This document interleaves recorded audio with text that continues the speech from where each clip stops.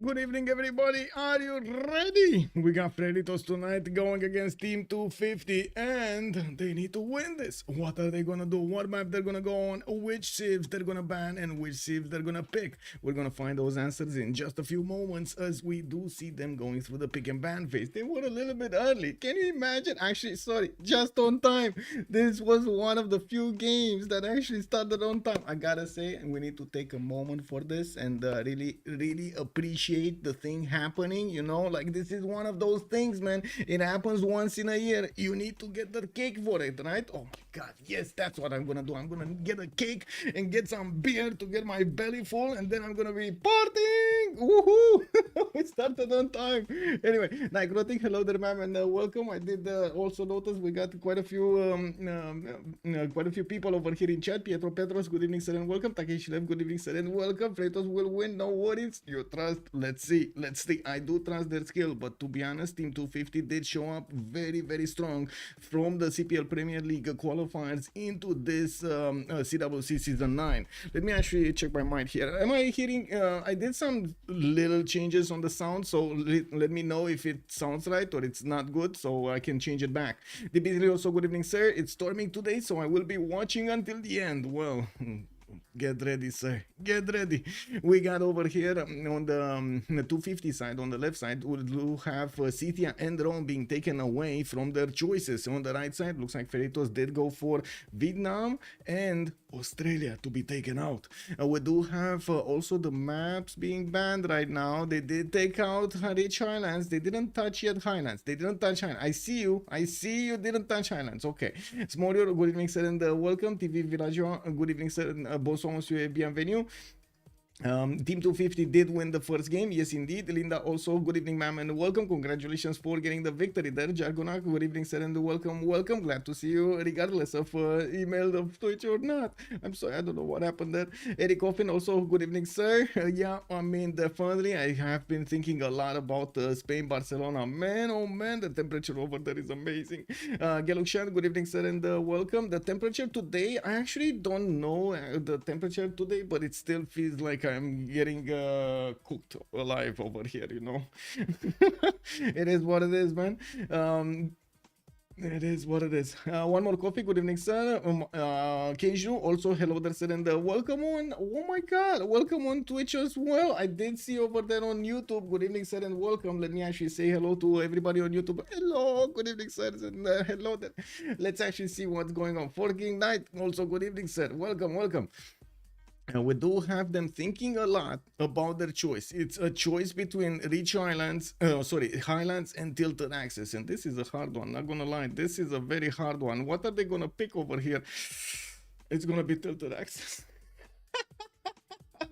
Oh, I need to change the map. Wait a second, I need to change the map. It's in the screen. Oh my god. I mean, Tilted Axis is kinda, weird when it comes to settles and everything. Oh my god, this is gonna be interesting. This definitely gonna be interesting. What they're gonna pull off on the Tilted Axis map over here. They are starting the ban phase, and as you can see, they did take out immediately Konga. It definitely makes sense to take out Konga on this map. We do have on the right side, still waiting for Freritos to actually pull off a civilization on the ban.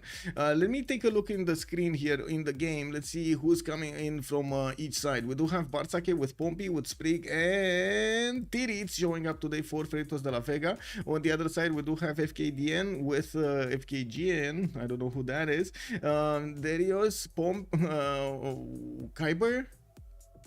So wait, let me take it from the top because I got confused with the slots. So Kiber with Darius with the two Fkdns. Whoa, Fkdn is multiplying. Oh my god. Tilted best to watch. Yeah, full England ones again. Let's actually see Yargen. Hello there, good evening, sir. Old Triangle. Hello there, sir, and welcome. Did I say hello, Battle Cruiser? I want to say hello, Battle Cruiser. Привет. How are you doing?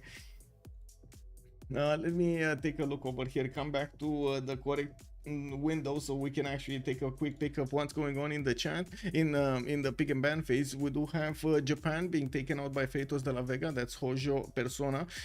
Team 250 is gonna take out Indonesia, which definitely makes sense on this map. We've seen Netherlands being picked up on this map quite heavily, so I wouldn't be surprised if it's gonna end up over here somewhere. And of course India's might not make the cut. I mean, this might be actually one of those maps that India's might not be that good. We do see Coupe is also showing up on the chopping block. Well, two more choices to go. Team 250 will have to set the tone for the game and will pick up their first Civ. What are they gonna leave themselves alone then? What are they gonna do? Darova. Okay. Oh wait, what is that? What is that? Let me actually put it through Google Translate over here. Give me a second. There's like, oh, it's in Slovenian, but it doesn't translate to anything. What? Okay, let me Google Translate. Very bad. No. What does Darova mean? Oh, very friendly hello. Oh, I see. Oh my god. Okay. Got it. Thank you, Minsai. Yeah, thank you. I found it. Senpai, is there a list of different Civ6, or is this just a chat condemning bad moves? Basically, it's chat condemning bad moves. But to be honest, chat is very forgiving, extremely forgiving over here. Well, I guess we have been watching, like, of course, the CWC games in which we don't see that many mistakes and stuff like that, so it kind of makes sense on one side. But I have seen them in the Coupe de Flore, and they didn't actually say, oh my god, everybody has sinned. How many sins did we have? Did we have a record? I think it was like 5 sins or 6 sins, I believe, in a single game. Yeah, that was a hard time. That was a hard game. But it would be nice, actually, Jargonat, if you have the idea of actually putting all of these Civ6 in a Google Doc or something. Oh my god, yes, let's actually see it. Let's see it. And also, maybe we can make a tier list afterwards. Which one is the worst sin? I can already see Gandhi not in ban as a Civ sin. I mean, it didn't go into the ban phase. They did take out Dido. No England has been touched, by the way. You see, no England has been touched in this game. They are totally ignoring England. What is going on with the UK? No, they're picking it. They're right now tickling a little bit. Age of Empire. Let's actually see if she's gonna giggle. And Freritos de la Vega, are they gonna lock it in? Access, hello, they're sending the welcome. All triangle, also fewer Civ6 means the game has been out for so long. I'm imagining tons of sins in first year of Civ7. I mean, wait, we actually would need to know which sins are Civ sins in Civ7, because I mean, I remember the early days of Civ6 when we were trying out so many things, and of course, yes, experimentation comes with a lot of losses. I mean, we found out a million ways to not get the win. You know, Tokugawa, let's go. Well, it looks like Age of Empire, and Gandhi is showing up in the pick and ban phase. Whoa, they actually picked up on Gandhi on this map. Let's see it, boys. Is this gonna translate into a Civ sin, or is this gonna be one of those games in which Gandhi just doesn't perform? That one game that breaks the rule. We do have Elizabeth and Spain being taken by Team 250. That means, of course, they're gonna benefit from a very, very juicy trade routes, and I would imagine they're also gonna have a serious firepower on the naval side. I wouldn't really imagine Gandhi putting his feet in the water, but maybe I wouldn't discount it. We've seen it before, so maybe it's gonna be like that. Can you imagine Free Inquiry Golden Age Gandhi? Nemesis, hello, welcome. Good evening. Tons of civs, but we won't know their sins then. Yeah, exactly. Like, I'm pretty sure we're gonna see a lot of civilizations over there, and depending on what kind of mechanics they're gonna implement in the game, everything is gonna need to be kind of tested out, you know, firsthand by the multiplayer community to see how they feel. I don't know.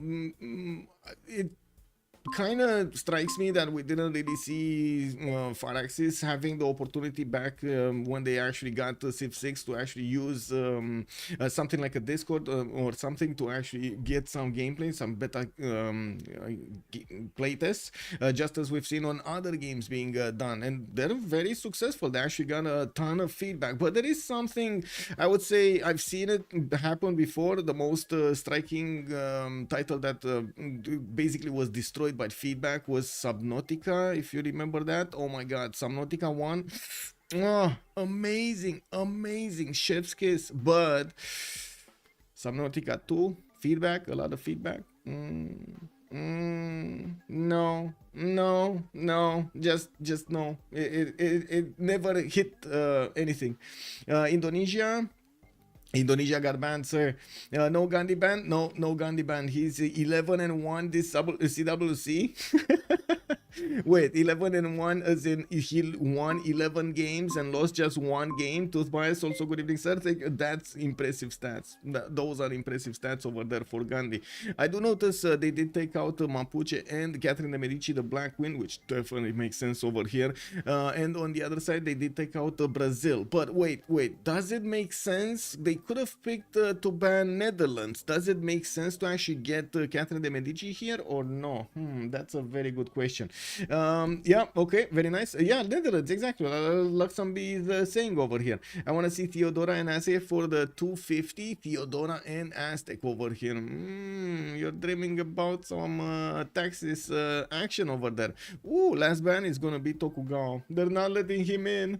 I know chat was quite excited to see Tokugawa. Not gonna happen tonight, sirs. I'm sorry. Wilhelmina though, walking into the room, it's outshining everybody, and right now, all eyes on her. We got Netherlands on Freritos de la Vega. It looks like they did pick up Wilhelmina with the polders, and we're gonna need to see if Team 250 will have an answer to this. I'm pretty sure with the civilization array that we still have available for them, they will get some counters over there for their opponents.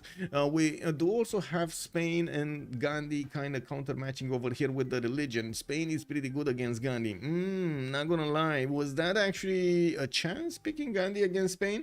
Kiber also, good evening, sir, and welcome. There is also a case for Gilga. Did well last times on the tilted axis map. Very true, very true. Yeah.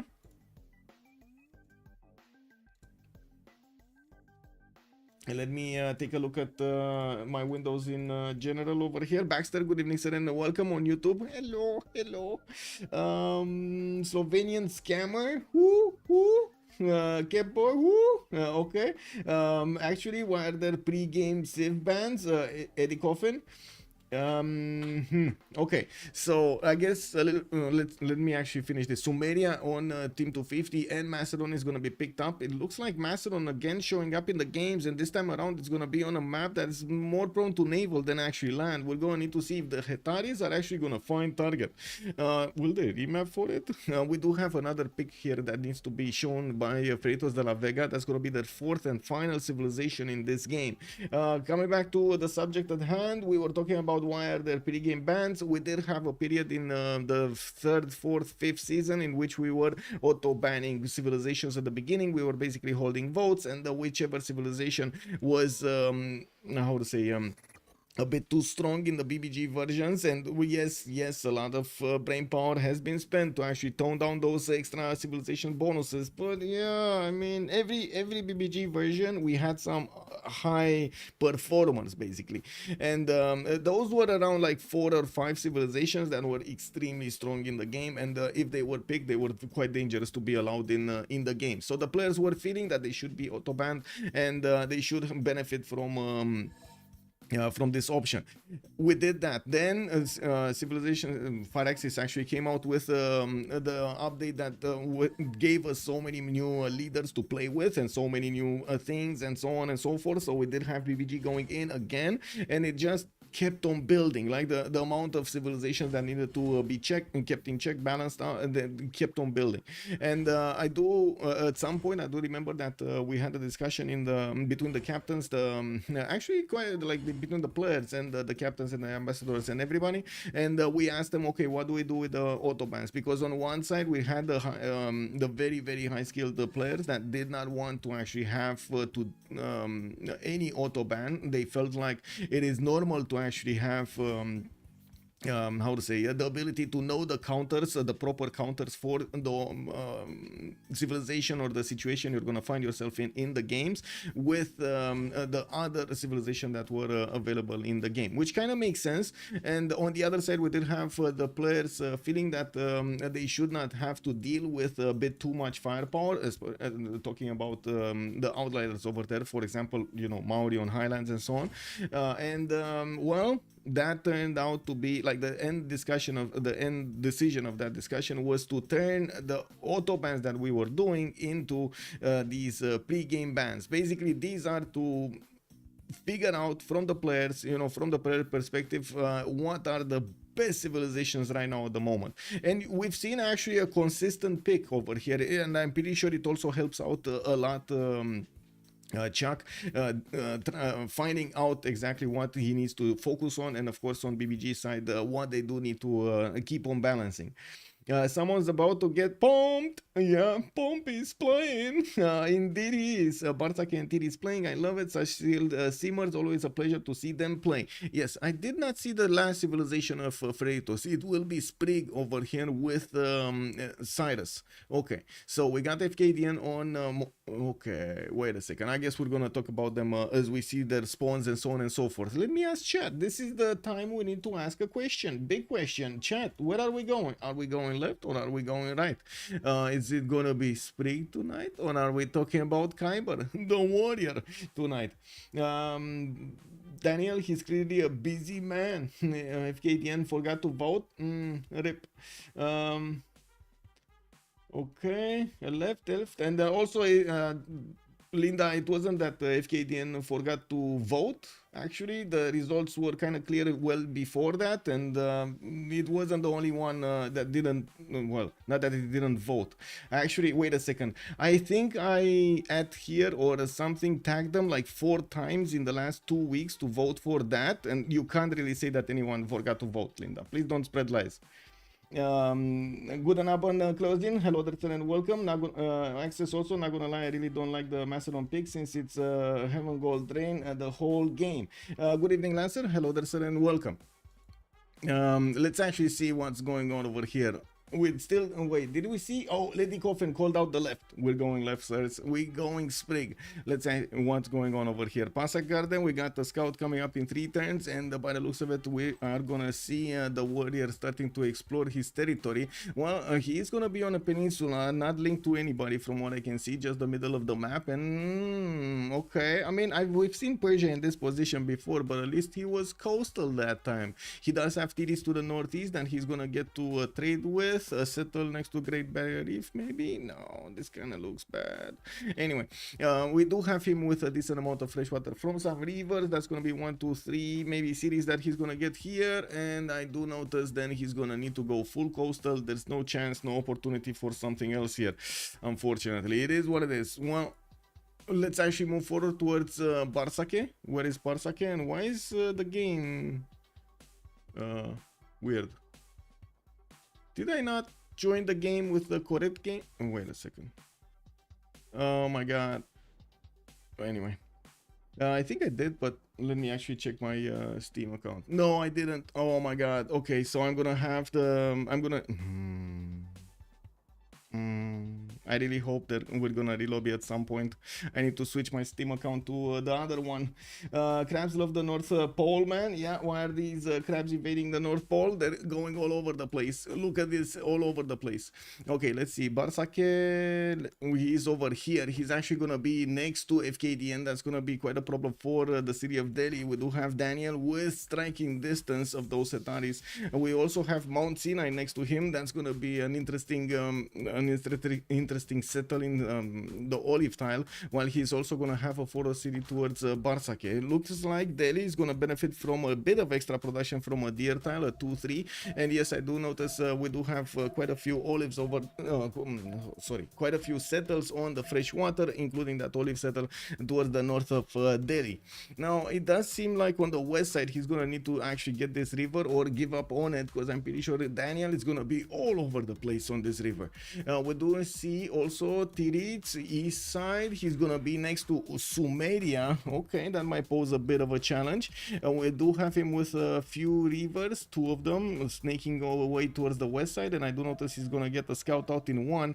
We do have Amsterdam with also a 2-2 base, and yes, of course, just like normal, I'm pretty sure he's gonna get quite a few cities here on the coast. Probably will prefer to go north side first to get the fresh water and of course the river and extra food. Coming back to the chat, CC Pyro, bonsoir monsieur, bienvenue. Hello, hello, good abend also. Hello there, ma'am. Salty capybara. What's stronger between a platypus and a capybara? Oh, that's a strong question. That's a good question. Kid, hello there, sir, and welcome. Blaze Cat Games, hello, hello there, sir. Coming here, we do have Pompey to take a look at. Coming back to this, Pompey is gonna be here. That's gonna be Madrid, actually, to the east of him. And I do notice England, Age of Empire, is not gonna have his extra trade route easily. He's going to need to actually settle one of these islands if he wants to get on another continent. I do notice he's also struggling with food. What is going on? Whoa, Pop 2's rising in 6 turns. That's a long time. Did he? Oh, he probably worked cotton for a second there when the population grew. We do have him getting his scout out next turn, and yes, I do see he's going to get the turtle soon, so he can get that extra science and get the extra bonuses from it. He does have a fish tile to get the second, also the second resource on the coast that he's gonna need to upgrade. This turtle tile is a bit too expensive, or the pearl tile. I guess we're gonna need to see who's gonna get the celestial navigation boost for them.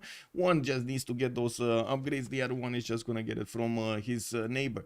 We do have Daniel to take a look at with the amazing spawn he has on Mount Sinai. He also built 2 scouts, and now he's going for his settler. He is gonna discover India quite quickly by the looks of it, and he's starting to cross the river. He did notice also Mount Sinai to the north. We're gonna need to see if he's gonna keep on being coastal. Does have a +4 campus in the capital with some ivory tiles there. Unfortunately, lack of food, but the extra production is gonna be nice. He can couple it with the fish tile and get the best out of everything. Daniel going for mining makes sense. We're probably gonna see some encampments coming out from him, and we do need to see what is he gonna do about India here. I think we also need to ask we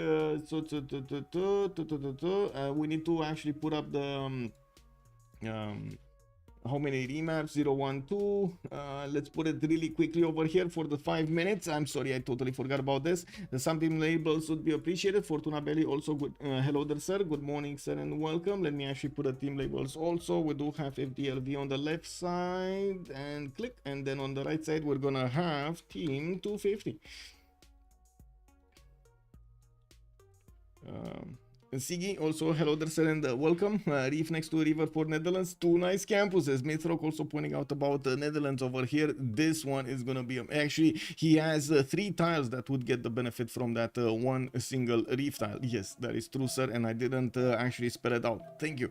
Let's actually see. We do have also Spain here. Looks like Madrid did get his fish tile improved here to the north, and yes, he does have a settler coming out in 2 turns from his capital. He will probably get that 1-2 tile settled with the bananas next to it, and I do notice he's gonna have some nice settles in the south. Of course, unfortunately, well, the inland, not actually next to the coast or next to one tile lakes or a few lakes that he could get his harbors down. Now we do need to see what is he gonna do here, where is he gonna settle afterwards, and what is he gonna do with Age of Empire to the left side. They can kind of close off this choke, not that hard, and I'm pretty sure we're gonna see a question mark at some point if they're gonna go for a naval pounding, or we're gonna have some land boom. One of the two needs to happen, right? Either way, their opponents, so they need to do it. Something. Okay, there we go. We got the team labels. Good evening, Ziggy. I see say that. Monkey Wazaru, hello there, sir, and welcome. Shazak, hello there, sir, and welcome. Wrong England. Wait. No. Wait. Is it? Oh, is it the wrong? Oh my god, it is the wrong England. Oh my god, I'm so used to actually seeing England with these colors. KW, you're correct. This is the England. So wait, they're allies over here? Oh my god, let me see the continents. Okay, we got a remap going on here. Yes, they're in the same team. Thank you, Under is the legend. Pebbles also, good evening, sir. A good thing Shazak pointed it out. Yep. Gandhi is actually best counter to Macedon, Varu, and free defender plus what wariness. Let's actually see if that's gonna be exactly what's going on over there. Some good trading possibility there. Yes, indeed. Both team remaps. Both team remapped. There we go. Axis knows. Axis knows. Did you high roll, sir? Did you get that those points in? Let's actually see. Let's see if it's gonna be one map. Is it gonna be next? My God. Can I ask? I guess this is too late.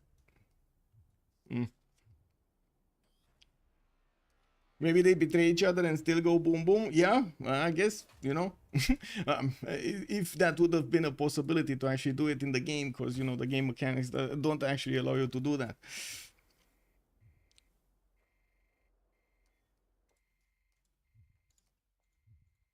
Well, if both teams actually use the remap token, let's actually go for the one remap. And I see everybody did put into the one remap. Yeah, I guess it is what it is.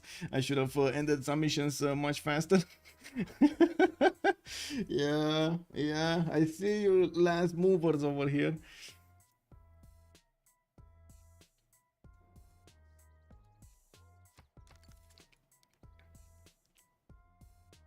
Okay, time to ask chat. Are we going left or are we going right?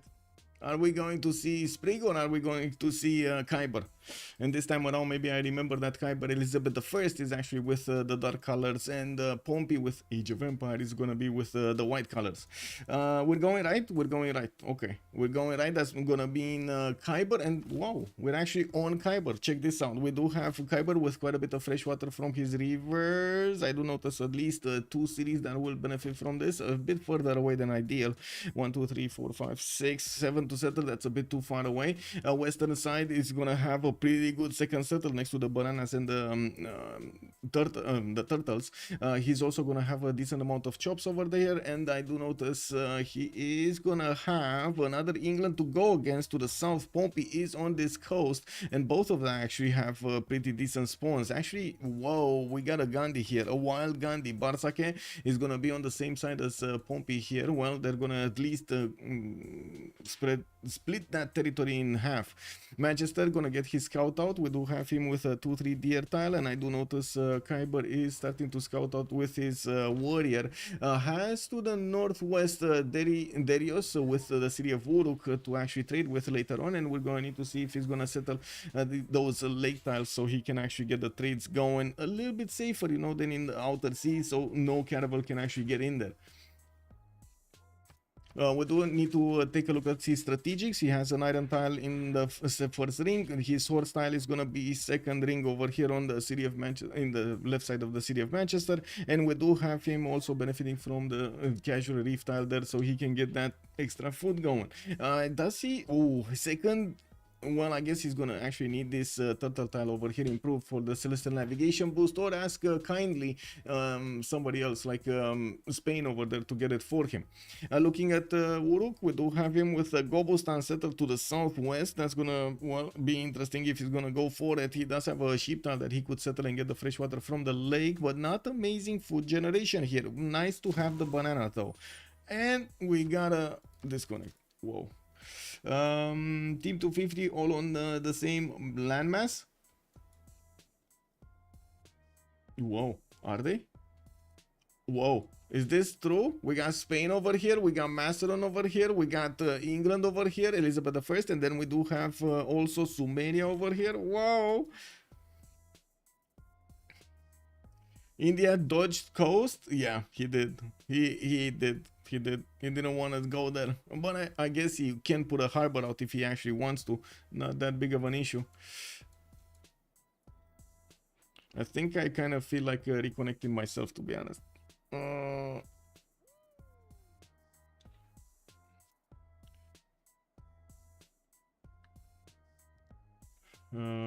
Give me a second. Click, click, click, click, click.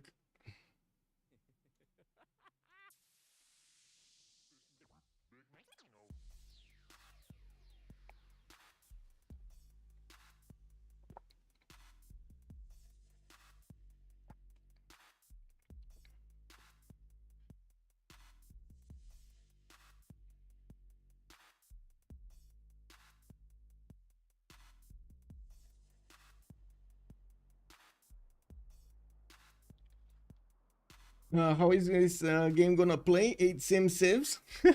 Well, I'm pretty sure we're gonna have a war between Pompey and Kiber on the seas here to the south. I don't know if Gandhi is actually gonna get into the action. And on the right side, Macedon being coastal, probably not gonna be ideal. But I guess Persia over here to the southeast is gonna have something to say about this. We do have Amsterdam also quite far away on the east side. He's gonna need a long time to get his fleet out to the north or to the south.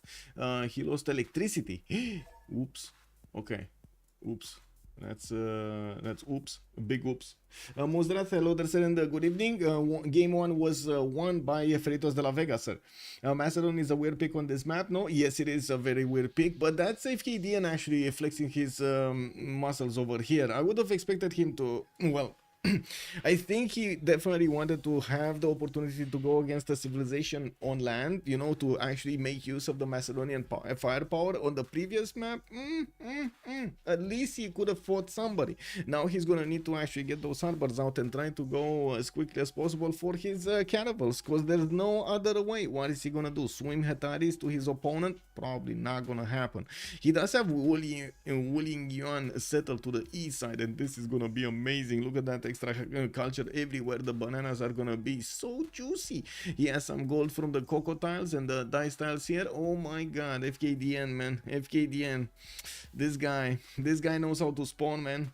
And they did allow Gandhi again. They allowed it again. And I guess, you know, they're taking a chance. They wanna always see, okay, is this the day we're gonna manage to beat Gandhi or no? Netherlands needs a canal to get out to Macedon. Does he? Oh my god, it does. Wow, that's gonna be even worse. One of the few maps that I do see that actually split like this. Wow, okay. Well, Netherlands is gonna have a harder time to actually get his fleet out over there in the north. That's a problem. That is a problem. It relies on Alexandra spawning near Gandhi. Yes. Also, yesterday Gandhi got stomped. Why is Gandhi so strong? Newbie here. Gandhi? Wait. Gandhi didn't get stomped. Mr. Breaking News, predictions. Good evening, sir. Oh, not yet. Not yet. We're waiting, sir. We're waiting. Usually I do the predictions after we at least get to see their settles, talk a little bit about them and see their early moves, and then get the prediction going. I believe that's the fairest way, because you never know actually. Usually there's quite a few settles that might get lost in the first 30 turns, because scouts are roaming around, cats are flying, and sometimes, well, you know, just the oranges drop from the trees. It is what it is. Mr. Breaking, also good evening, sir, and yes, yes, sir, with much pleasure.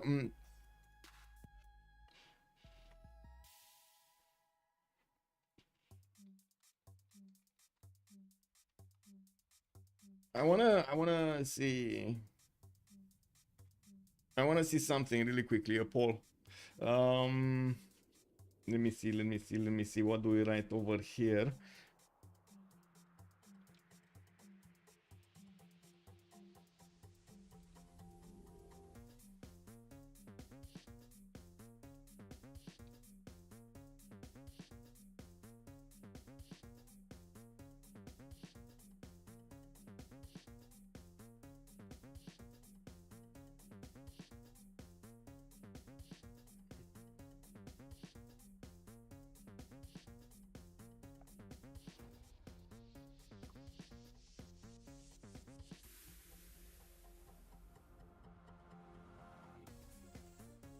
Okay, there we go. Let's see. We come in peace. Yeah. This reminds me of the Independence Day movie, when you know that the first time that Will Smith actually meets the alien, he pops out the hatch of the plane crashed and the UFO crash, and then the alien was like, and they were, welcome to Earth, bam. We come in peace. Yeah. Gandhi just really strong, gets extra belief, more movement on builders, lets you sim faster. The amenities from India passive great for sim. A step was a great improvement for housing and the food and the Vanu. An OP unit. Gandhi's real killer ability though is his war wariness amplifier. His opponents can't recover from long fights with Gandhi, and he can guarantee it else them. And yes, we've seen it multiple times in the previous games, especially this week. -6, -3 amenities over there in the cities of his opponents were causing havoc. Okay, so it looks like we got Titiits coming back, and we're going to need to see if he these things or not. We do have to keep on going, watching the spawns over here. Let's actually see also what will happen. Wait, we talked about Sumeria a little bit. No. We talked about Sumeria. We talked about Kiber, I believe, right? We talked about Kiber here. Yeah, we didn't talk about Sumeria. And wait, was that Persia? That was Persia. Daddy Dog is over here. So Uruk, we were talking about him settling on Gobustan. I do notice he's gonna need to buy out both tiles, which is gonna be quite expensive. His war cards are not gonna find target. Not even a lonely city state is gonna be over here for him to benefit from. I guess it is Johannesburg in the south, but oh my god, look how much time it will take for those workers to get there. Now we do have him also with a decent amount of settles. I wouldn't say this is amazing because he's gonna need to split this territory up between 3, and well, I'm pretty sure there's gonna be quite a few needed cities to be built here.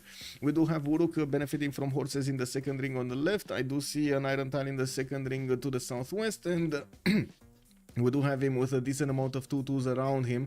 No amazingness, no 2-3, no ivory tile, no spice tile over here. It's kind of a decent spawn. We do move forward, and looking at Philip II on the right side, he will have a continent split. He's right on the edge of the continent split, and oh my god, he's gonna get to trade with Sumeria on the left side and get those other continent trade routes. We do have him also with an island that he can go for if he wants to the northwest, and I do notice he's starting off with a builder first. We do have him, of course, with quite a few resources in the water that he could try to improve. He does have the benefit of iron and horses in the capital, and to be honest, I don't think we should follow the iron, and I think we need to take a look at niter. That is a much more important resource on this map than how to say, iron and the horses. Looking at niter here, we do have it 5 rings out from Madrid. He's going to need to settle a city for it, and he doesn't have any on the island, on the left, on the right. That is going to be a problem. Niter tile is definitely going to be hard to reach for Spain. Same thing can be said about Manchester. Well, I guess he will settle the city over here on his warriors, and he will get the niter tile next to it. So at least England is gonna have some. We do have target sided over here. Darius is to the west side with a niter tile. Okay, he's gonna have a niter tile, easy to acquire. Okay, that's fine. I'm pretty sure he's gonna put a city either on the sheep tile or directly on that niter tile at some point. Not right now, at some point. Now moving forward towards Fkdn, we do have him to the top right of this left side of the map. We do have the city of Pelan with settler coming up in 5/10s, and he is getting his cocoa working. That means he's gonna get the extra gold going from the get-go. He does have the reef fish plus for harbor in the capital, and did find the Welling Yuan to the southeast side that will not only give him the hut bonuses over here, but also will give him an era score and a lot of culture. We do need to wait and see how is he gonna want to get the cities around this. He can actually place 2 cities, neither of them fresh water. That might actually be a kind of show killer over here, showstopper. Wow, no fresh water city on Welling Yuan.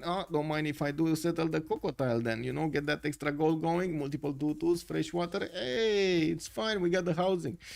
Looking next, since we did see all of the civilizations of 250 on the same island on the left side of the map, we gotta take a look at Pompey, and it looks like we're gonna have a re-lobby next. Woo! We got a lobby, yay! I think, look at uranium. Look at uranium, yes, Pebbles, yes indeed. How good is the Netherlands spawn? Let me actually take a quick pick over here. Oh, this is awesome. Oh my god, wait a second. Titiits is just gonna sim to space. With this territory, he's just gonna sim to space. Oh my, okay. Now this is an issue. Could use some work. Okay. I see the website could use some work. I would gladly know what I should actually work on the website. As in, what do you want to see that's most important? Give me a second, because I'm changing a Steam account, so I don't have the issue with the pin bug. You remember the screenshot I took from yesterday with my game? I hope you'll do the same. Oh, I see. Luxus may be important too. Yes, Luxus will be important too. We're gonna take a look on which continents they are in, or how many continents they are on, so we can fix that. Give me a second. Okay, clicking on buttons. You should decorate the website with capybara pictures.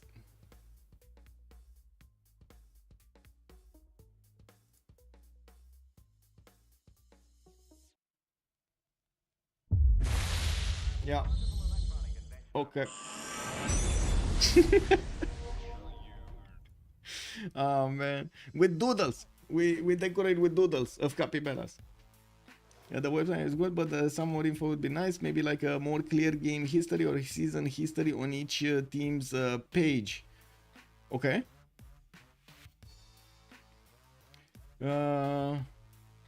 Okay. Okay. I think I can do that actually. I'm not sure, but I think I can do that. Right now on the team pages, you should have some sort of a history. Give me a second. Because I remember I put something there. Give me a second.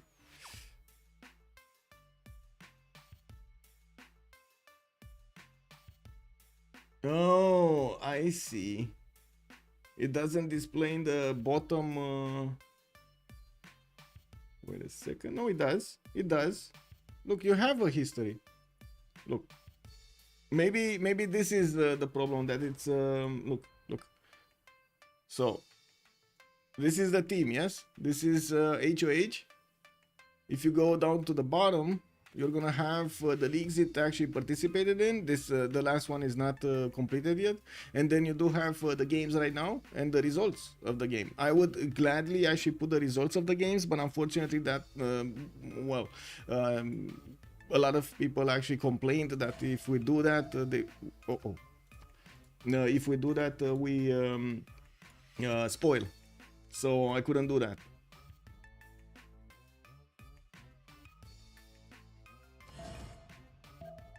Maybe it was, I mean, maybe I need to make it a little bit more obvious. Okay, we'll need to think about that.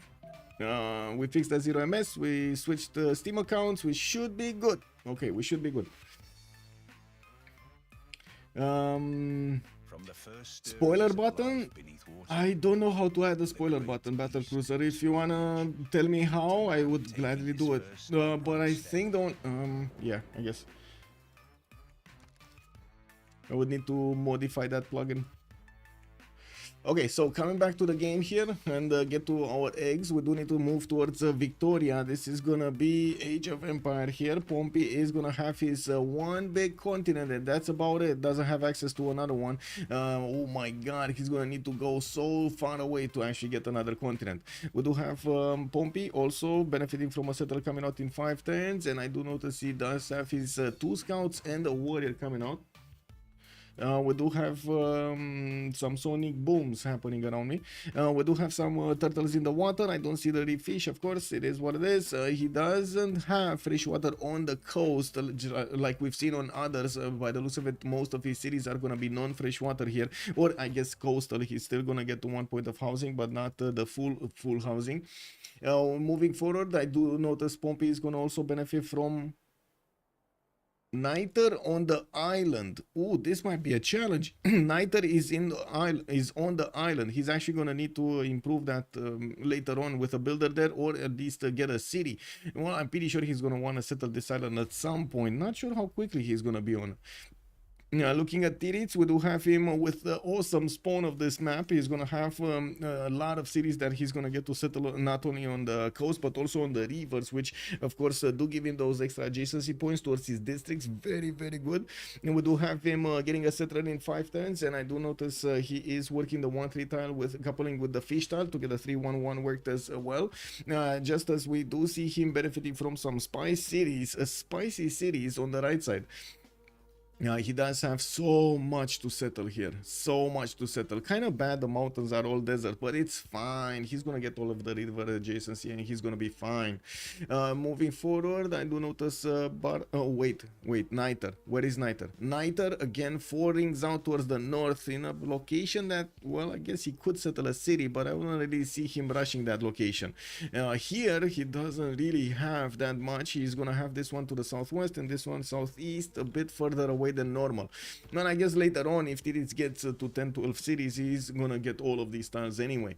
Looking at the Gandhi, Bartsake is gonna be to the southeast of Age of Empire. He's also gonna be kind of cramped on space. We do have him moving away. Well, did he move away? Did he actually dodge the coast, or did he just settle in place? I think he just settled in place, didn't he?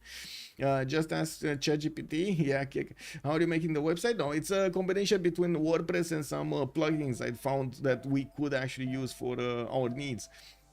If it's just pure HTML, just use D Beasley. Thank you so much for the tier 1 sub. Much appreciated, sir. Smart Gauri, welcome, sir. Remap for 250. There's no more remap. That's it. That's it. They both use the remap token in the first one. Max the Joe. Good evening, sir. Also, Gandhi has 97% pick ban and 92% win rate. This is CWC. This is probably the worst map, though. Yeah, it is. And I thank you so much, by the way, for the stats. This is awesome, by the way. If you guys don't know, Mamaletto is handling that awesome spreadsheet that you do see on the CWC website. That is so cool. That is so cool. I'm pretty sure you guys get to benefit from all of those statistics over there. Amongst that, thank you so much for the 200 biddies. Thank you, sir. I'm pretty sure India moved. Okay, so you say India moved. Okay, that might have happened. We do have Bartsake moving inland with his first city, and he's gonna get a 2-2 base, maybe even next to those bananas that need improvements to actually get the second production going. He will probably try to max out his cities, and I do notice to the east side, even though he didn't have a coastal, he did have a second 2 banana city. We do have him also with the ability to settle connection city in the south. Unfortunately, not gonna have a lot of tiles to use, too close to the map edge. We do notice Bartsake is also gonna benefit from Niter in the 4th ring, but I'm pretty sure he's gonna get to settle a city closer there. Or wait a second, if he settles this city here, he's not gonna get closer there. So I guess, oh yeah, he's settling there. Yeah, he's, oh, he's even going forward across the river. 1, 2, 3, 4, 5, and a 6 to settle here on the amber tile. Well, the extra amenity and the extra culture at the beginning will give him a few bonuses there. Yeah, India moved from that 1-3 woods, so he moved. Oh, so he wasn't really coastal anyway. Okay, I see. So he wasn't really coastal. Yeah, I would have thought that maybe chat said that he dodged the coast because he moved away from the coast. He would have been on the 2-2 tile, but if you say he was on the 1-3, he wasn't even that. Yeah. Did he move on the plains? Yeah, that was on a flat tile, and he got the 2-2 base there. Well, let's take a look at Sprig with Cyrus over here to the northeast. He's gonna have to trade with Netherlands, and he's also gonna be the one that he's gonna need to fight with Macedon. This is a serious issue though, because yes, Sumania is gonna need to sim. We do have Spain needing to sim. The land is not really the same quality as we've seen over here on Netherlands, and I'm pretty sure Sprig is gonna try to soak up as much damage as possible from Macedon over here, or from his full opponent, so he can buy the time for Netherlands to get what he needs. This is gonna be super sim till Caravel's game. It kind of looks like, yeah, it kind of looks like nobody's getting in there with the scouts taking out settler than something. It also looks like Sprig is gonna get his settler second on the east side, the second settler on the east side, gonna benefit from the first tile, and we'll have another city to couple in the north there. That would actually give him the opportunity to get the boats out from the lake. But to be honest, I'm actually curious, where is he gonna place his harbor? Is he gonna put it, or is he going harbors? Is he going harbors? Because I do see him opening up campuses, not harbors. Animal husbandry right now coming up from Sprig. Okay, Niter tile, where is it? Southeast, that's gonna be quite inland, and well, I'm pretty sure he's gonna settle there. Not as quickly as you might think. 2 of these Niter tiles are on the river to the south. Pretty good, pretty good. Also, I like his campuses over here next to the mountains. That's gonna make for some easy +3s, +4s. Well, I do notice Gandhi did manage to settle Jabalpur. He also did get a very quick pantheon here, religious settlements acquired by Bartsake early on, and he's gonna get his 3rd city soon. Settler is coming out in 2 turns, while he's starting to see what's going on in the south. Whoa, he didn't actually discover earlier. He probably didn't know about the banana settle on the right side. Okay, well, we do have England here to the northeast of London, getting his 2nd settle going. Interesting, yeah, that is where I was thinking he's gonna settle. We do have him also with the settler, another one coming up in 3 turns, and we'll get a builder to start improving his territory. Both teams will need a celestial navigation boost, and it looks like on one side Kiber is gonna be improving his tiles. On the other side, I don't really see London. Well, I guess he could get the turtle and then get the fish as well on the left side. That's gonna be expensive, but might be worth for the celestial navigation boost. On this side, side, do we have Amsterdam? Oh, Amsterdam could get it much easier. If he actually just gets a builder out, he would be much easier to get.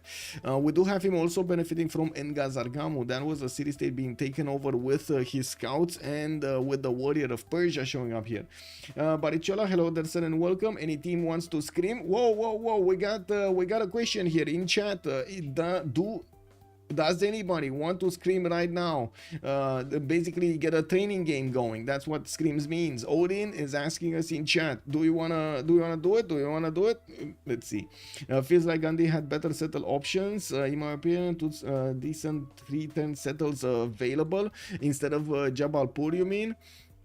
Yeah, to be honest, I wouldn't have expected him to settle that city there, but I think he wanted to keep another city here and then settle another one over there in the southeast of Delhi. I think he's going for maximum amount of cities, not tall cities or not better quality cities, I guess. But yeah, it did take a bit longer than usual, and I wouldn't really say it's the best city ever. India moved from that one stream. Okay, I love the stand. Okay, very nice, very nice. Let me actually take a quick pick on this. Hello there, Urek. Good evening, sir, and welcome. Okay, I think I did this. Oh my god, the team 250 is out of alignment. There we go. We put it back. Take this off. This and this. Okay. Just setting my windows in order. There we go.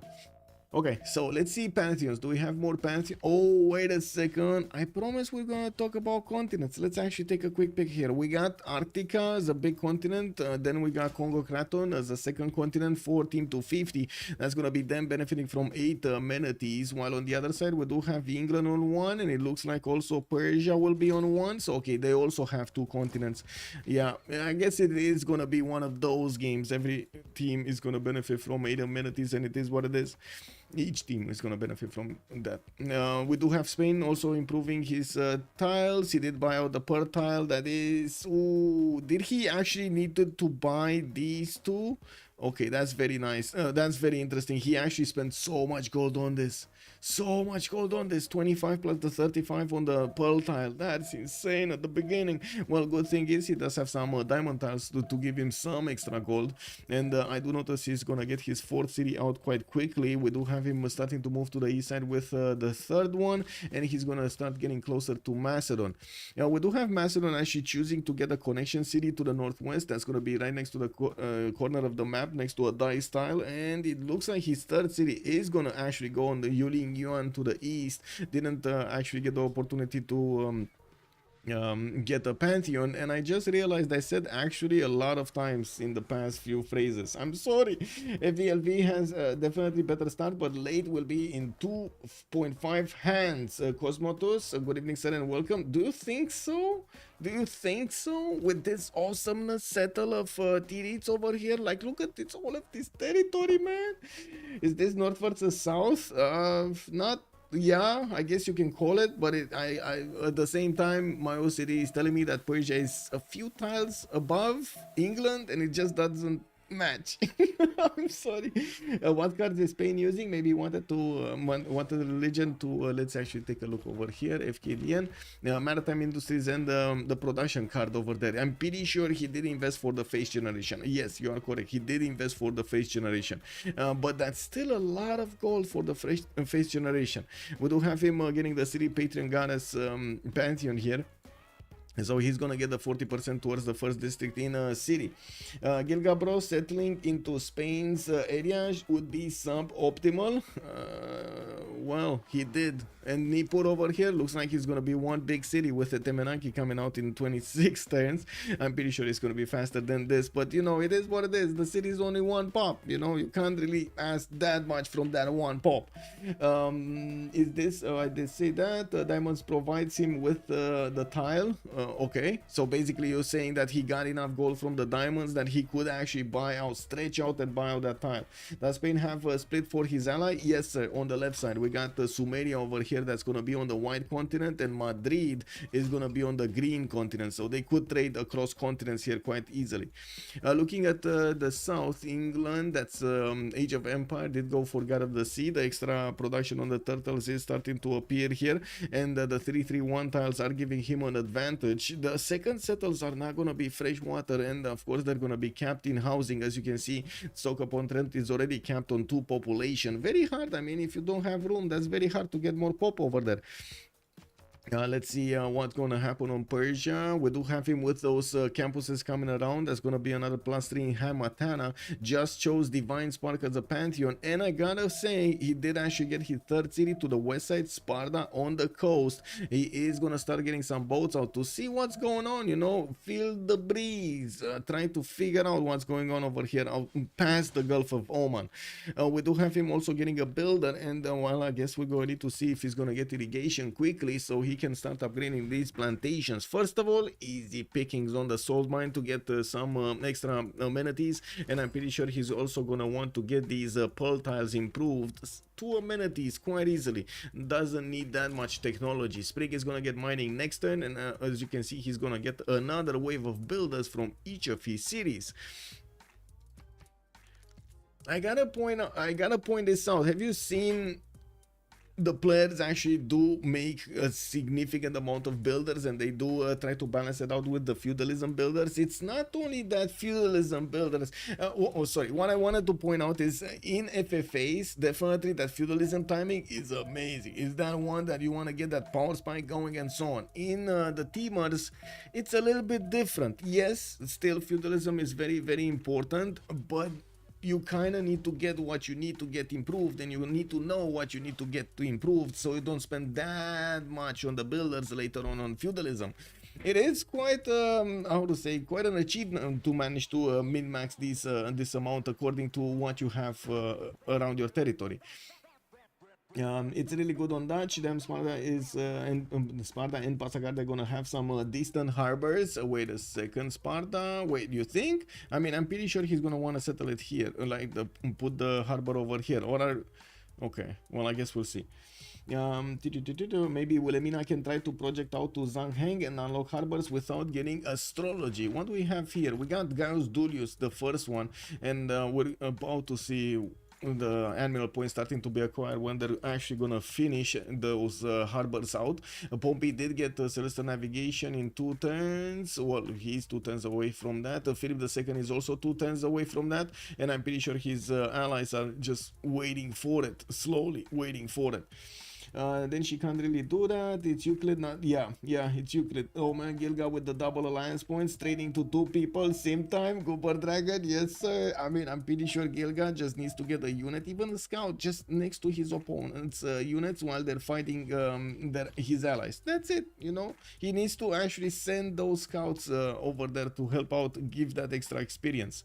And we do have Dario starting to put down his commercials. We do have him also with a Temenaki in 14 turns, and I do notice he did get the Gobustan settled. The city of Kish did get put down on that sheep tile, but it looks like the sheep tile is not really keeping him warm at night. You see, he's kind of stagnating. It's definitely, his population doesn't like the fact that he doesn't have a lot of food, but with the extra production in that city center and the extra how to say culture, he's managing to get so much out of that one single city. He's 3 turning a commercial, while you can see his capital was 4 turning it. That's more production than the capital right now. Amazing.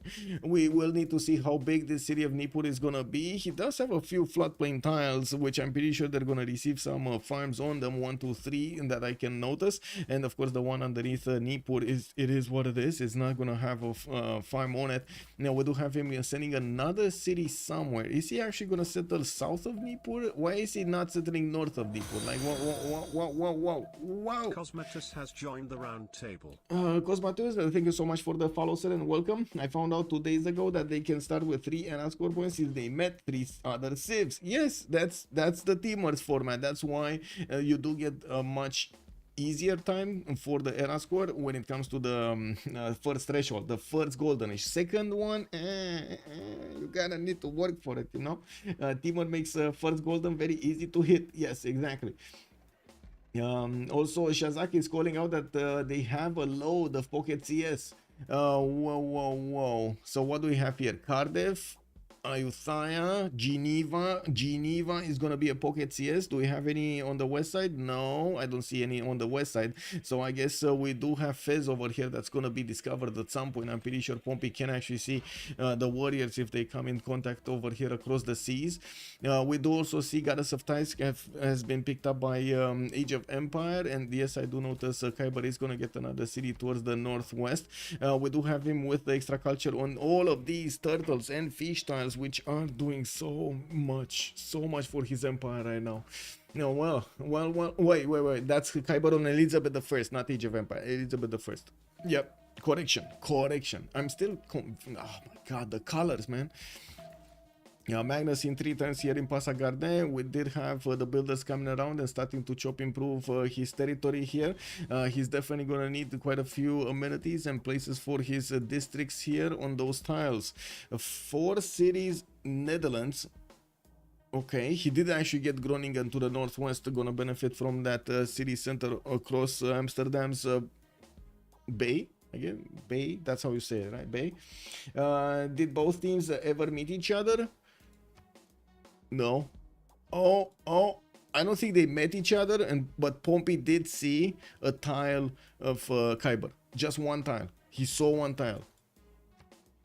Who got the +1 production for boats? You mean the resources? Here, it's Pompey on Age of Empire. 250 has a lot less space than FTLV, gonna be a rough one. Yes, I'm worried about that too, especially over here in the northwest. Looks like yeah, Darius is trying to grab as much territory as possible. I'm pretty sure Fkdn is gonna, well, who's this? Let me actually take a look at the chat. Give me a second. It's John. Okay. John is gonna get these settles in the south, and I do notice he has this island in the north to also expand into. So I guess all in all, they're gonna have space for at least 8 to 10 cities. Not sure if they're gonna go 12 here. Sumeria, though, is gonna need to go coastal, and he's also gonna need to rely as much as he can on Darius here, on Kiber. Kiber is gonna start meeting the English troops, and as you can see, we do have a galley that got stuck in the middle of the Tethys Ocean. It needs to go back. Now, while we do have galleys from Pompey also coming out of his series from the Royal Navy dockyards, that's going to be fine. He's going to close up that quite nicely. Commercial opening from India. No no holy sites here. We do have him getting his commercial hub investments. I do see Zankian is the first merchant, and he's going to get the extra trade route capacity from it. While I do notice Persia has been making a lot of scientist points, he still needs a few scientists to be picked so he can actually get Hypatia. We do have the first trade routes also starting to come around from the capitals here. I'm pretty sure Persia is going to get that 4th and 5th city out quite quickly, and looks like Amsterdam at the moment is waiting to expand. We do have Spain managing to get a 5th one from Seville soon, while already Macedon is on 4 cities. He did also choose to go for harbors here with God of War and Plunder as a pantheon, getting his harbor shipping projects. It looks like he is eyeballing Gaius Duilius, so he can actually get that free fleet from the early stage. Not only it gives you a lot of era score, but it also gives you that firepower. Yes, we play with a better balanced games that rebalances and reworks all civs. Yes, I mean, this kind of a competition wouldn't have been really possible with the vanilla changes. I gotta admit that, like with the vanilla options, unfortunately, just not allowing that much diversity or that much balancing between the civilizations' power spikes. Remember, Civ wasn't really meant to be a competitive game at the beginning, at its inception. We kind of made it. Like, this was a dream that has been built by the community and has been, nurtured as much as possible by so many players. Vanilla Babylon? Yeah, exactly. Vanilla Babylon. Or, oh my god, Germany. Try Germany. Vanilla Germany. Lies balances for milk drinkers, real champions thrive in chaos. Yeah. Okay. Wilhelmina is a bit far for her opponents for caravels. I don't think they can actually reach Wilhelmina easy. It doesn't look like he's gonna be touched for a long time in the game, and I'm pretty sure Spriggan is gonna have the necessary firepower to keep Macedon away if Spain doesn't get into this game, and I'm pretty sure Spain does not want to get into this game because he wants to sim and he doesn't want to quote unquote irrel himself. He wants to go for the for the late game. Sumeria will probably do the same. Again, he wants the late game and he's starting to do all the steps for it, while we do have only England and Macedon that can actually fight over here. This is gonna be dangerous, I say. Alexander has like 0 bonus on the coast. Yeah, that's a 0. I guess right now you can get some extra era score. Maybe it's gonna make it easier to get a golden age, maybe the second one or something. But man, it's gonna be tough. Yeah, it is gonna be tough. Alex wants to be touched. Exactly. Yeah. Original Russia wasn't bad too. I mean, have you seen how many nerfs have been applied to Russia to make it balanced? Civ is for fun game, not a competitive one. To make it competitive, you do have to balance. Yes, exactly. Yeah, Civ was for fun, and it makes sense. It also, like, I really like the how to say. How they simplified a lot of the mechanics in the game compared to other games. It feels like it's much better, much easier to go through. Alex always spawns coastal. Oh, that's kind of his downfall here. We're gonna need to see after the war has been declared, and of course we have seen the early moves. Kiber is about to lose his first galley to pump his galleys, and it looks like chat was correct. We got some pumping going on here. Alex always okay, so let me put up the prediction. Give me a second. I'm clicking buttons. Start prediction for who will win. We do have on one side Team 250 and on the other side Freritos de la Vega. Start the prediction up. Let's go. Okay, there we go. Okay. This. I don't know how to read your name, sir. Why would you settle inland on Seville, Spain, and it's Team 250 on 1 or 2 continents? Both teams are on 2 continents. And talking about Seville over here,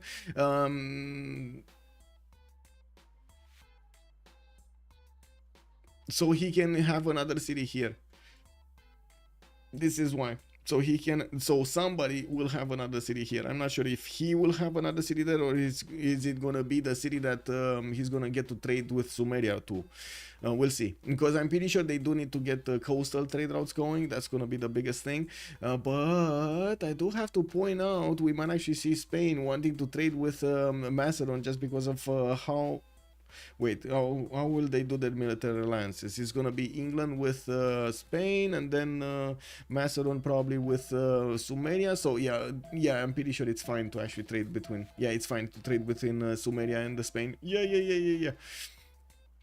Commercials into from Manchester. We do have him getting new galleys out. He did actually get a harbor out from Bristol, so he can pump out galleys. This is very important to keep that tile, and so he does have the opportunity to keep on getting boats, build them up. He's gonna start out to scout the Morecambe Bay, and we are 1 turn away from seeing the Golden Age options. Everybody did go over the 19 points, of course, easy peasy to get. As you've seen chat say, you do get more points over there from just meeting your allies. Looks like Zhang Heng is gonna be the next scientist. We did have Zhang Qian getting picked up here by Sumeria. He's gonna get an extra trade route capacity. I'm pretty sure he's gonna be very happy with this, and has some very good production here. Getting these commercials extremely quickly, gonna beef up his stats in the production and the food of each of his cities, making his population grow faster, and in turn helping him build stuff quickly.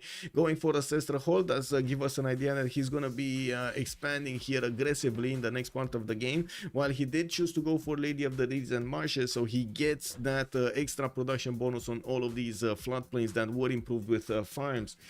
Isn't it a safe sin to not befriend Gilgamesh, bro? FDLV have 70% of the map. Tremor 28, good evening, sir. And yeah, they have a lot of this map. On the right side. This is a lot. Yeah, this is the teamers indeed.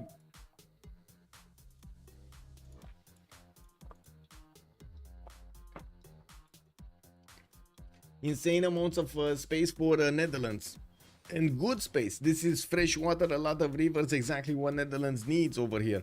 And we do have him also getting a pantheon, monuments to the gods. Wait. So he's trying culture victory? How many continents does 2.5 have? Two. They have two continents, Guardian of the Nachos. Good evening, sir. Yeah, it looks like Monument of the Gods. So wait a second, we're gonna see him starting up on the building of so many of these wonders here. Okay, so we're turn 31. That means the players did start to choose their options for the golden age. We do have Persia sending a fourth city and a fifth one over here, north and southeast. He's finishing up his third campus and still needs to actually get some gold per turn. We do have Spriggan right now on 17, while he is keeping the great scientist on his campus. He's just giving him a little break. We do have him also establishing Moksha in his second city, while Magnus was established first. We do have the traders giving him those extra juicy points. And there we go, Zhang Heng as the second scientist. That means Hypatia is going to be next, and it looks like Netherlands is going to have the honor of picking it. We did see also Netherlands starting to put down campuses, 3 of them, 4 of them that I can see, and getting a +3 in the capital is going to be beefed up to a +5 by the Governor Plaza soon. That's going to be amazing. Now we do have to take a look on the golden age options. So Cyrus, pen brush and voice golden age, 16 science, 16 culture, 20 points of gold and 42 production. We got Bartsake, 12 science with 21 culture. That's gonna be here getting his commercials up, and also ancestral hall in 2 turns. He's kind of, you see that he's kind of strapped on space here. Let's actually see if he's gonna manage to get these cities on the right side. We did have also another city state being taken down. Did I see that correctly? I don't see any city-state being taken down. Oh, Nazca. Okay, Nazca has been taken down. So Spriggan is going to have another city that he can build units from on the western side. He still didn't put a harbor down. I do see him finding out that he's going to have to put a connection city to move boats from the east to the west. So I'm pretty sure he's going to take that into account when he's going to want to settle. Bartsake with 44 production doesn't really have any faith generation. He's gonna go for the gold, and he's gonna go for the, I guess, normal way of developing a nation here.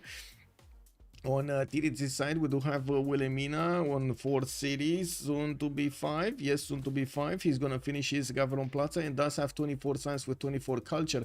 53 production is not really putting him up there in the first, since Darius does have 69. Wow, that's a magical number. While Titiits over here is gonna need to get a bit more. We're gonna need to see him settle these cities quickly. We do have Pompey also with a free inquiry golden age in the first one. Looks like he wants to get the rush going for that caravel timing. England is going to benefit from his audience chamber in 5, and we'll have a few campuses starting to come out of his cities. He did use his Governor Plaza to beef up these 2 harbors, giving them +4 to both. And to be honest, I'm actually a bit surprised he chose free inquiry golden age. Usually the players do choose to go for pen brush and voice because they do want to get to the mercenaries at the same time, or close to getting the caravels. And now in this case, we're probably seeing them focus so much on the gold, especially Gandhi over here. We wouldn't really see Gandhi normally go for commercials as early, so they can actually fund all of those caravels even without the mercenaries card. That's gonna be quite a question to find out later on in the game. We do have Fkdn also with 10 science and 24 culture. Looks like a 36 production. This is very low by any standard right now. He's actually the lowest one, the lowest productive one in the game. Even though he does have 4 cities, he did choose to go put his Governor Plaza in the city of Alexandropoli, which is kind of curious. And we do have him starting to improve his land here quickly. I did see him putting down a harbor in the capital. I don't see him with another district from the city of Pella, but I do have to admit he doesn't really have a good spot for his Governor Plaza from that city center either. We do have him getting the trade routes going. He doesn't have Magnus internals. He does have Magnus internals, so he's actually gonna use the city of Alexandropoli to get the Magnus bonuses on his cities on the coast. I like this. Getting that extra little bit more out of these cities. Can you please show pantheons? I keep on going through them. Yes, Pantheon Mazaru, but we need to see all of the Golden Age options, and we're gonna take a look at Pantheons alongside them. God of War and Plunder for Macedon here. Spain, we do have him with City Patriot Goddess, and Spain is gonna get his wave of lighthouses, 11 science and 21 culture, while I do notice he's gonna have 27 gold a turn. Moksha establishing in the city of Seville to the west side, and I do notice he is actually gonna grab that city to the west of Seville, and that's the reason he actually settled off the coast here. I do also see Reina is going to be established in Toledo. That means he is going to couple his economy with Macedon and not with Sumeria. Darius 227 is probably going to trade with Elizabeth I in the south. Kiber needs to put a city here somewhere.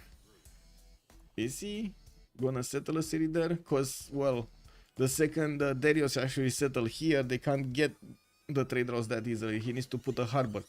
And he already got a commercial. That's... Anyway, I do see... wow, Darius did manage to get pyramids in the city of Kish. The one that did benefit from all of that extra production is going to two-turn a campus here, which is going to be a +4 between the Gafron Plaza and, of course, the commercials. While we do have theater squares coming up in the north. The Hanging Gardens has been finished, giving him that extra much-needed housing and, of course, the growth. While we're gonna need to see what kind of other wonders he's gonna get. He's also getting, I don't know, a lot of dust storms over here coming out from the southwest. I don't know how this one got here. And is that a 4 food 5 production 1 point of science wheat tile? Wow.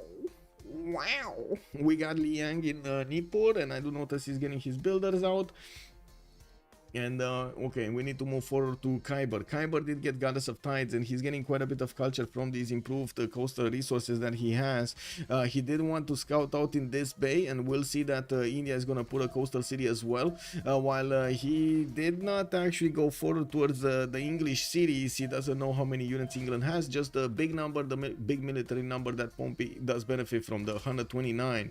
Well, remember, he's only on 120, so I guess, you know, he's fine. We do have the trade routes also coming around, connecting to his capital. Warlord's Throne gonna give him the extra production towards units, which is very important. And we'll see how many he's gonna need. Who got the fleet? And Hano, that Panda, good evening, sir, and welcome. Let's actually see. Fleet 1 was... whoa. That's Gaius Dulius on Macedon, and I do notice Themistocles for the Quadrim one has been picked up by Netherlands, and we did have Sumeria pick up also Coleus for the extra amenity, and then Hanon and Navigator picked up by Kiber. That means they're all gonna open up very quickly here the Renaissance ones, the medieval Renaissance ones. You just started Baldur's Gate 3. You'll never see the sunlight again. Oh no! Cover the blinds quickly. Okay, let's actually take a look. Did you see the Pantheons, Monkey Wazaru? Did you see all of the Pantheons? Hello there, Papas. Good evening, sir, and welcome. Ooh, so many cities here from Persia. 2, 4, 6, 7 cities. We do have Sprig starting to chop around his territory, and I do notice he still didn't activate Euclid. We do have him right now getting the boats out towards Macedon, trying to scout out to see what's going on, while Macedon is already working on his harbor shipping projects. They really want this. They really want to get this. Persia is expanding quick. Yes, he is. Also in Sasu, bonsoir, monsieur, bienvenue. Freritos. Yeah, can you show that 2 tiles buff some tiles? Let's see. Well, I'm actually conflicted. Did they buff the wheat tile, or was it like this natural with all of the bonuses that Nippur is benefiting from? I don't know. This one, oh, a 2-3 tile here in the third ring from Kish that did get improved, but that's about it. I only saw a few tiles. Yeah, that's it. That's the only tile that I see improved. I have no idea if the wheat tile should be like this or not. Anyway. You missed India and Netherlands. India is religious settlements. He actually picked up the first one, and I do see him starting to get his campuses after commercials, while he is... Wait, wasn't there a settler going south? Did he move it back? Oh my god, he actually moved it back? I think he moved it back, no? Okay. I'm pretty sure it was going here somewhere. Is this Kiber who won the 1v1 tournament? Yes, sir. This is Kiber who won the 1v1 tournament. Dutch got the Wonder Pantheon. Yes, he did get monuments to the gods. I'm sorry, I got distracted over there by the movement of the settler. Why? Because usually the players do feel the tempo of the game needs to be kept, and thus having this kind of a thing happen, like delaying your 4th city settle, 5th city settle for X amount of turns, can hurt significantly your abilities later on in the game, your stats later on in the game, and especially when you're talking about very close timings, this is quite painful. In this case, it doesn't look like India is gonna need to go for a timing, so I guess it does make sense that he's gonna take a bit more time to get the settles in the exact position he needs to have the settles, so he can be safe, and of course keep churning that gold for his teammates. Looks like he's not gonna put a finger in the water here. His toes are gonna be kept safe, and Bartsake is gonna want to get all of that commercial viability. Wow. All of the commercial return on investment here on his commercial soon. Kick. No. Anyway, we do have also Daniel coming up with Pingala in the capital city. Yes, he did choose Magnus in the one in the south, and I'm still curious. No, he's going externals here, not even going for the internals at all. He's just going with all traders externally. That's why he's making 106 gold, and I do notice the others of his team are also making a decent amount. No outlier over here on the Freritos de la Vega at the moment. 40, 26, 35, 38. Doesn't seem like it's gonna be that much. And I gotta point out here, even if Titiits did get monuments to the gods, he didn't actually start to build wonders. It was still Sumeria that did manage to get the wonders. 3 of them he did get pyramids with hanging gardens and a Temenanki, and I'm pretty sure he's gonna start building some more. But first, first things first, he needs to actually get his settlers out and expand aggressively here. You've seen on the other side Persia and the Netherlands do it. We also need to see if Persia is gonna manage, if Spriggan is gonna manage to get that timing going against Daniel. He does have quite a few more cities, 2, 4, 6, 7 cities, while 1, 2, 3, 4, 5, 6. Wait, no, it's only 2 that he can use for a navy. He can only use these ones on the west side, right? He doesn't have a connection city, so unless he gets a settler quickly and settles a connection city before he's gonna get to build the fleet and he's gonna get attacked, well, that gives Macedon here an opportunity to go and take some cities from him.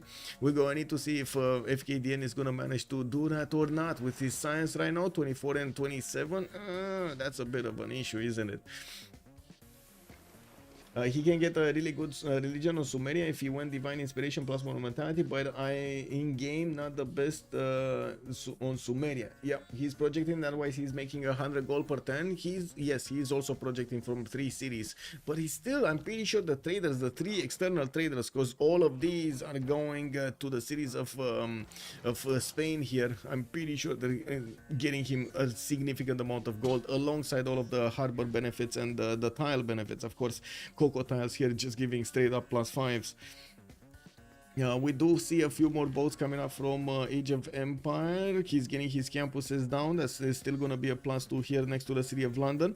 While he did jump up to 31 and 26. Doesn't seem like that extra edge that Pompey was looking for is actually here. Kiber is managing to keep up with him in the science, and I'm certain that we're going to need to see England over here pull something out of his magical hat. We do have Pingala establishing in Sheffield for Elizabeth I. He did actually managed to get a few more campuses out, +4s over here. Very nice adjacency for them, and looks like with Pingala establishing in Sheffield, he's gonna manage to get closer to England, to Age of Empire.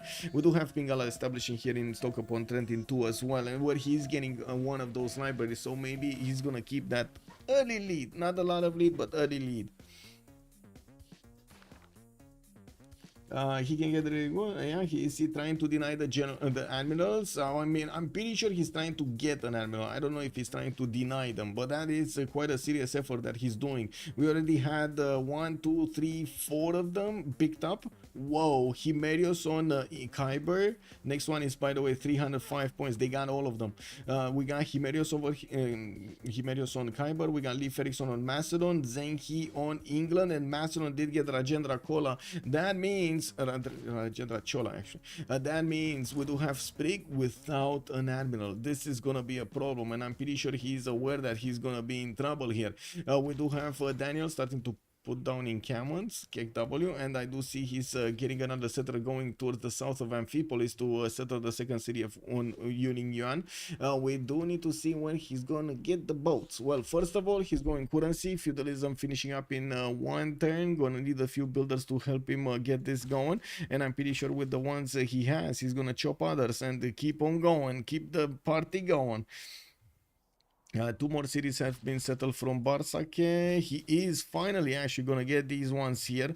Interesting that he moved that one to the north and then he brought another one down. That took quite a bit of time for him.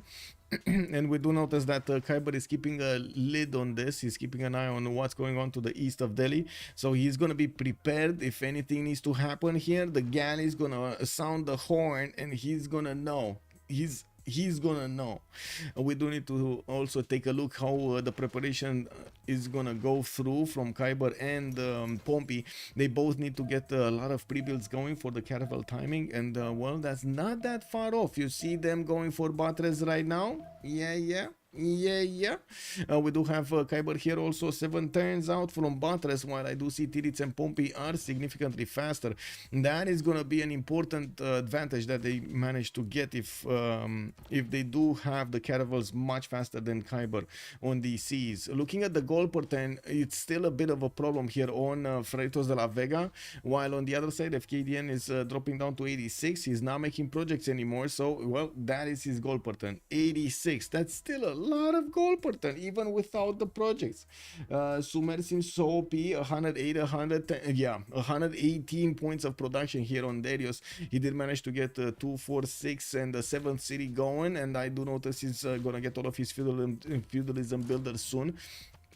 We do have him going for medieval fair soon. Oh, wait a second, that means he already has feudalism builders. Okay, we do have also him recruiting Marcus Licinius Crassus just for a little bit of extra gold, while in the Grey People looks like Fkdn is going to be the next one.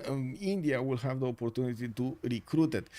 We do have also in the scientist screen Hypatia getting picked up by Netherlands, so definitely quite a bit of an influx of science is going to be made there from the free library and the extra point from each of his libraries.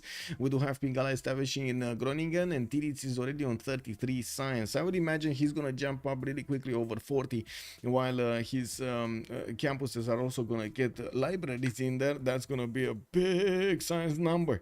Now we do have Magnus establishing in Haarlem. No internal trade routes from him. I do have to point this out. Looks like he's sending an external towards Cardiff. Titiits Dutch Empire did Sue's Cardiff by the looks of it. He's 4 points over there, and of course he does want the +1 production, +1 gold, and +2 power for every harbor building.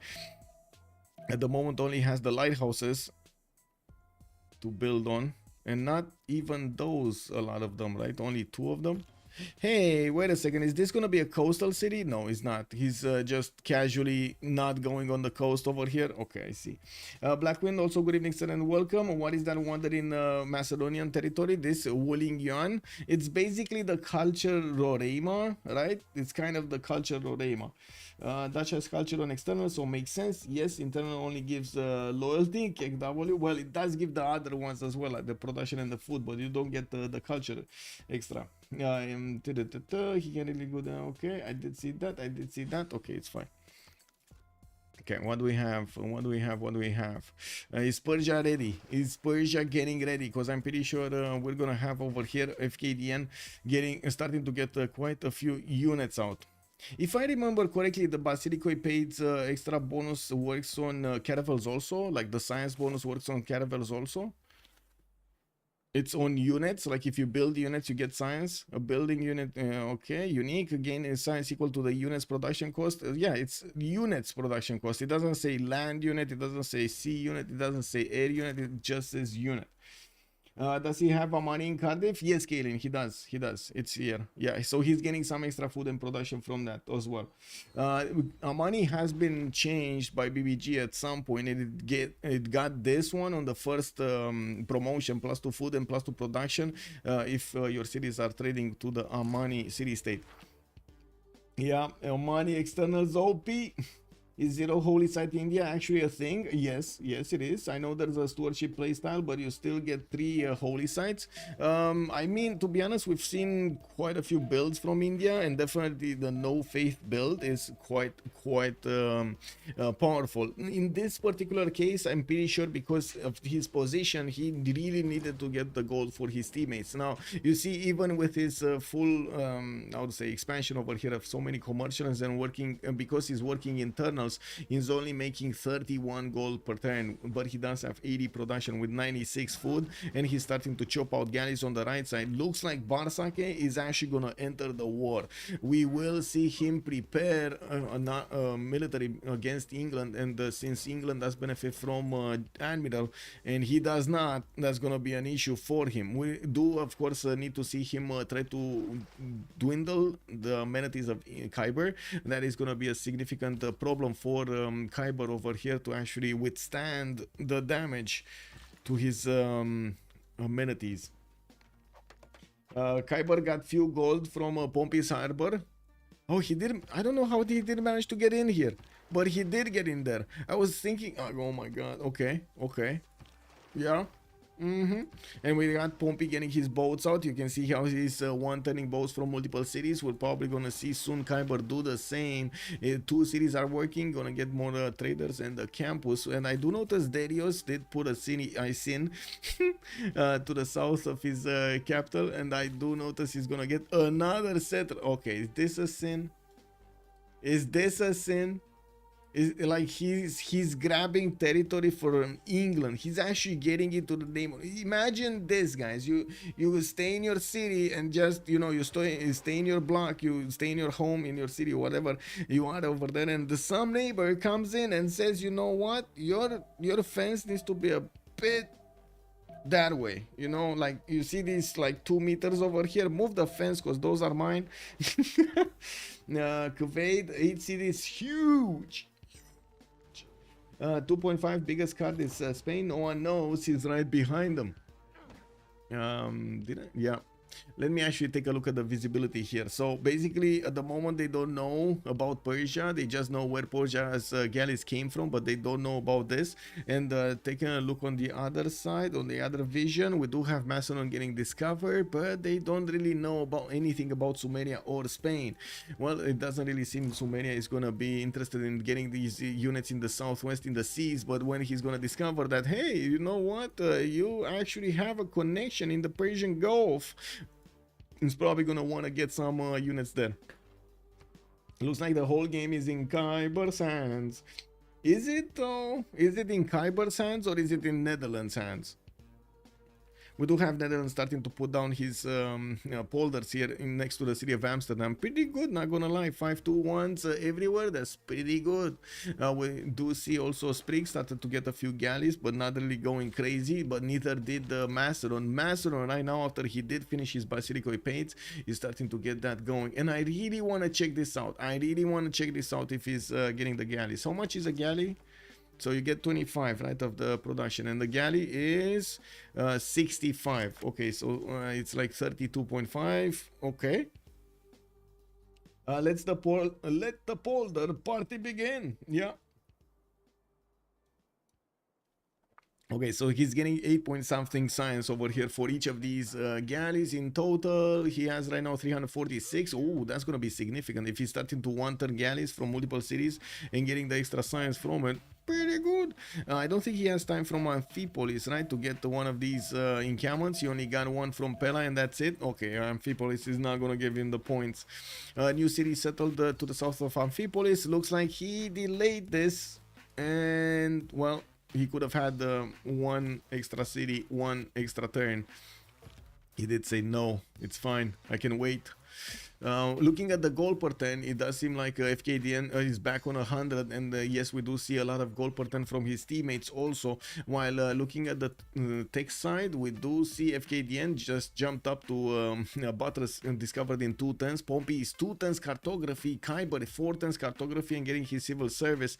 I do also notice Pompey did manage to get his mercenaries up, and this is very important that he's not going to spend all of the gold of his team to upgrade his caravels, like 2 caravels. and he's gonna get them upgraded with the half coast card. Even if he was in a free inquiry golden age, he still managed to get that going. This is pretty good, pretty good. He did need to start off with moksha, but you know, the sacrifices you do for this. How long until portals are unlocked? You already see portals. Look at them. They're already everywhere. Netherlands is just putting them on every tile that he can get his builders on. We do have him settling that spy city Leiden to the southeast side, and I do see his feudalism builders are starting to come around, putting down a dam in Arnhem, and I do see his horses did get improved. Diplo quarter also coming around. Now, looking at the lands of Persia here, we do have him managing to get some, a harbor from Passagarde. Okay, there we go. He actually did not want to put it in the lake. He put it out there, and he is gonna get to use his production from the capital as well to get these boats out. We do have Daniel still getting his civil service going and putting down campuses from multiple cities. He's seeing that his opponent is not really going crazy with pre-builds, but I gotta say, Daniel is only on 60 military strength. That is definitely not what he wants, especially against like 200 Cyrus. If Cyrus just upgrades a few caravels over there, whoa, Macedon is gonna start losing cities. How is Darius so big? Darius, well, he got a pretty good spawn over here. Second settle on Gobustan. Second settle on Gobustan. Lady of the Reeds and Marshes, Colosseum. We got it. Wait, did Darius just take all of the wonders that Netherlands should have built? Like Colosseum, pyramids, Etemenanki. Did he take them all? Wow. Hanging Gardens also, like that's also a big one. Even on the Netherlands is quite big. We do need to see what's gonna happen here. What is he gonna use that monument to the gods on? Looking at the coast of England, Pompey is gonna get very close to upgrading his caravels. He's 4 turns out from getting mercenaries, while I do notice Kiber is 3 turns out from getting mercenaries. So look at the difference. This is such a tight difference between them. Even though Free Inquiry Golden Age on one side, Pen Brush and Voice Golden Age on the other one. Look how close they managed to get this going. I wonder who will get Venetian this game. Yeah, me too. Max the Joe already calling out Petra. Yeah, we need to see if we're gonna have actually a Petra or not. Not so big gold incoming, but they saved 1.5. Let's actually see. Yeah, they saved a lot. They did save a lot. They should be more than enough to upgrade all of the boats here, all of the galleys. And since we do have Bartsake also getting his galleys out, this is gonna be quite something. Looking at the tech side, Bartsake still needs a few more techs to get to caravel technology, and I do have to point out Darius at the moment, he has not built a galley to be next to England, or a unit to be next to England, so he can give him that extra experience. This might actually hurt them. I'm sorry, this will hurt them. This will hurt them a lot. He needs to get a unit to be next to this, like in the water, to be next to these galleys or as close as possible, so he can give his ally over here so much more experience. Kiber see the fish city of Pompey. The fish city of Pompey. Fish city of Pompey. This one, the Stoke-upon-Trent. Yes, he was just there. He had a galley over there. Yeah. All 4 of 2.5 on one Irel continent. I wouldn't really say it's an Irel continent, but yes, they are on a continent. We do have Titiits jumping up and taking the lead in the science with 75, and I do see him on 59 culture as well. While Darius is 59, he does have 84 culture, and I do see he's gonna get a wave of amphitheaters over here. Also gonna build a mausoleum at Halicarnassus on the west side and getting more theater squares. He's starting to roll quite a few points for the writers. He's on 2.3 right now with 2.3 artists and 2.3 musicians. Irene of Athens is the next merchant. That's also... Ooh, Gandhi did manage to get both of these. He got Ifadland for the extra trade route and Marco Polo for the free trader. Sumer has 250 production. Yes, you know, well, 218. Yes, just casually 218 production. Just, you know, on a finger. Delos, good evening, sir, and welcome. Both Englands have admirals. Yes, both Englands have admirals. The only one that doesn't have an admiral that might need to fight is Persia. Oh, actually, wait, there are 2 of them. India doesn't have an admiral either. He never built a harbor. So Persia over here and India don't have admirals. I don't think it's gonna be that big of an issue of India. And Kiber does have a one-tile choke, and he just needs to keep a boat there, like a caravel there, and that's it. Or at least that's it until frigates. Even with frigates, it's gonna be such a pain to go through this one-tile, sneaky one-tile choke here. We do have him getting a significant number of boats out, with mercenaries finishing up in 2 turns and cartography in 2. We will need to see if he's gonna manage to get these going. England did upgrade his first caravel to the north of Stoke-upon-Trent, and will have the opportunity to keep on sailing towards the Kiber. Although Kiber is gonna upgrade at that moment in time. He will need, of course, a few seconds at the beginning of the turn to put that card in, of course, but that's gonna be fine. And I really hope Sumeria is gonna realize, or Kiber is gonna realize, they need to get that unit down. They need to get the unit in the water. Yeah, well played indeed. Both Englands are just going to eat each other. Yeah, they will. I do notice there is some skirmish happening between Macedon and Persia. Spriggan is gonna start flexing his early galleys against the Macedon, and Daniel is not liking this at all. He's trying to stop the production of the city of Dion here, and of course stop the harbor, while Daniel is starting to get his boats out. We do see both of them are on cartography in 3 turns, while Daniel is gonna manage to get his mercenaries in 3. I'm not sure if Sprig does have mercenaries, but let me double check. We do have him in the policy cards. Yes, he does have. Look at that. He does have the professional army, so he already got that. He's gonna get the civil service for the extra damage for the military alliance, while I do notice the galleys of Daniel do have that damage, do have the military alliance activated. Well, this is the moment we're going to see them spam out galleys, and I'm pretty sure we're going to see a lot of gold being invested into getting those caravels. We do have industrial zones also coming around from Netherlands. He is at the moment only on 120 production. That's basically like half of Darius at the moment, while I do notice he's getting quite a few cities to grow. We do have him 2, 4, 6, 7. Wait, 2, 4, 6, 8, 2, 4, 6, 7, with 1 less city than Sumeria. So Sumeria, even in this like corner forgotten to the world here, he's still getting more cities than Netherlands on the awesomeness land that he has to the south. Okay, let's see the bonking. Do we have some bonking? 1 caravel from England, that's it. Kiber is gonna get his own caravels, and it looks like he's gonna have a serious advantage here. He does have, well, both of them do have oligarchy. I do see on the caravel of Pompey we don't have a military alliance. He didn't make a military alliance. I guess it's because Sprig? Because Sprig just needed to get his civil service, and he just got it. So they will need to make the military alliance right about now. What's those weird icons on the middle of the map in the ocean? Kotal, good evening, sir. You mean the hut? Or the ice? Which one? The ice or the hut? No arena trade-offs between Netherlands and Persia. No.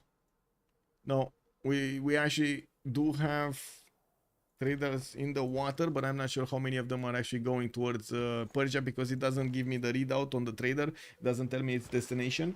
Yeah, this is this is tilted axis, so the map is basically flattened out from the North Pole and squished, flattened, you know. So you can see the South Pole is around, and in the middle you have what's remaining of the North Pole over here. Beasley, thank you so much for the special message. Oh my god, I really like those messages, man. Oh my god, they look so good in chat. Was free inquiry first Civ6? That's a good question. Is free inquiry first a Civ6 for Age of Empire? Where gold? They have the gold. They have gold. They gave it to Sprig. They gave it to Sprig so he can upgrade his boats here, and they upgraded the majority of the units of Pompey. And also on this side we do have a good goal per turn coming up from Titiits, goal per turn now from Fkdn, from Daniel. Darius also managing to get 92, but I gotta say it's looking good on both sides. I wouldn't really say anybody struggling with gold here. Or I guess the struggle would be, I'm not upgrading 9 boats, I'm upgrading 7 boats, you know? Watch me, senpai! Woo! Did Age of Empire have mercenaries before the caravel upgrade? Yes, sir. Yes, sir. He just got it. He just got it then. We do have Kiber on 70 science and 47 culture. Looks like he is managing to get all of his boats out. We do have 3 more turns until the next World Congress, and we definitely need to take a look here. What will happen? Who will manage to get it? And who's gonna be in a Dark Age like that? It's kind of hard to hit a Dark Age in the second one, but man, if you do and you have caravels out, it's gonna give you an advantage. Kiber needs to send some caravels to Gandhi. Yes, yes. At least, I mean, he's sending 1. 2. Okay, he sent 2 of them, and he's eating the Indian galley slowly but surely. Okay. Ooh, that's a lot of boats. That's a lot of boats. Then, but now England does have his admiral on the front line. Well, I guess, I'm sorry, Age of Empire will have the admiral on the front line and also the military alliance set up, so that's fine. We do have Spriggan going Dark Age 45, 47. He might actually miss Dark Age here. He might actually just casually get another few points and go over the threshold for a normal age.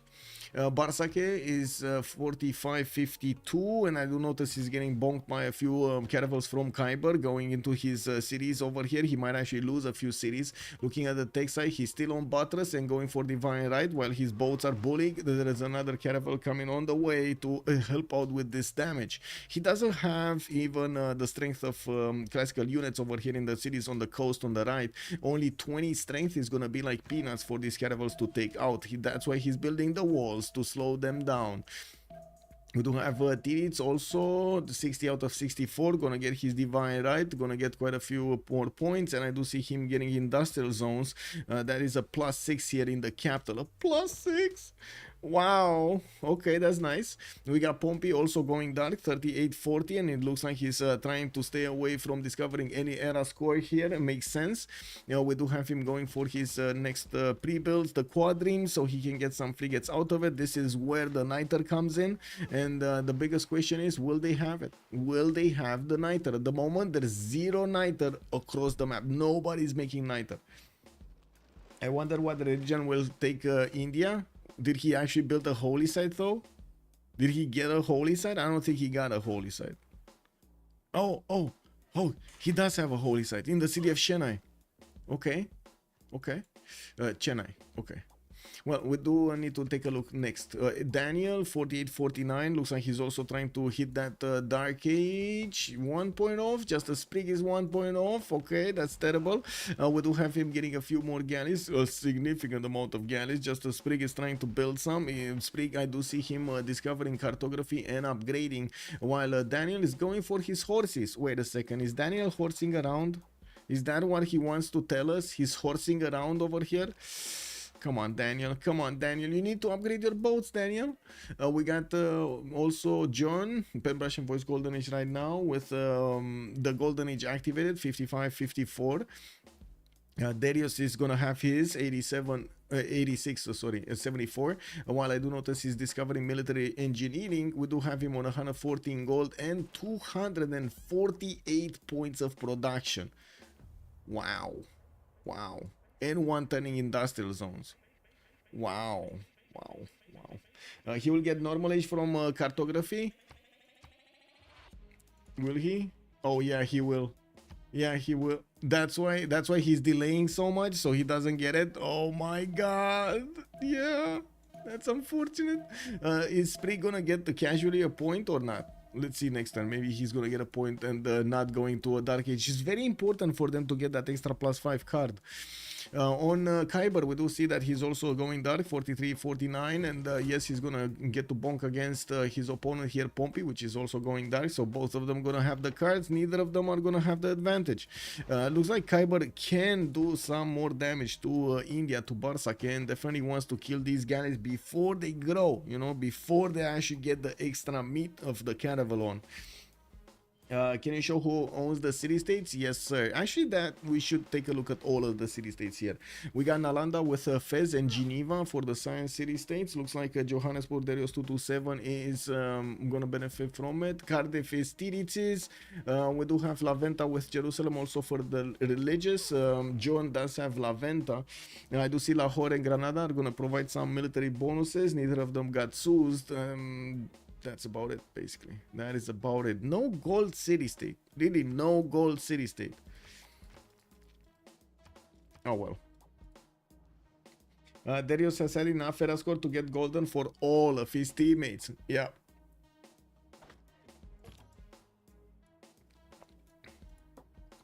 Oh, Daniel is about to lose quite a few boats here.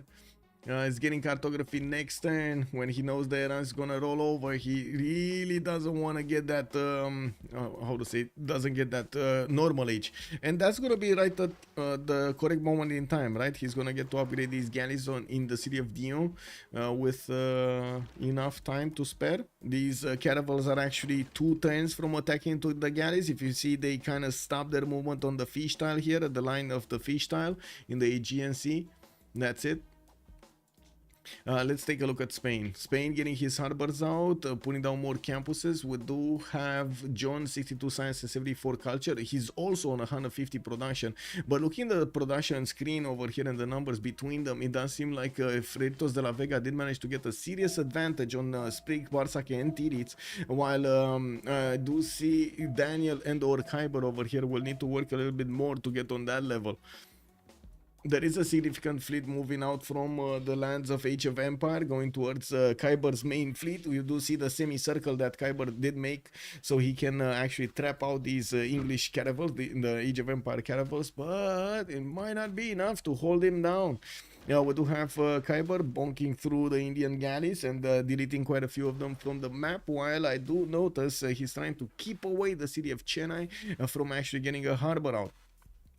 We will still see some galleys remaining here from India. It doesn't seem like he's fast enough to kill these, so he can secure the cities of his opponent. He would have needed a few more, at least like 2 or 3 more caravels to actually take down cities here.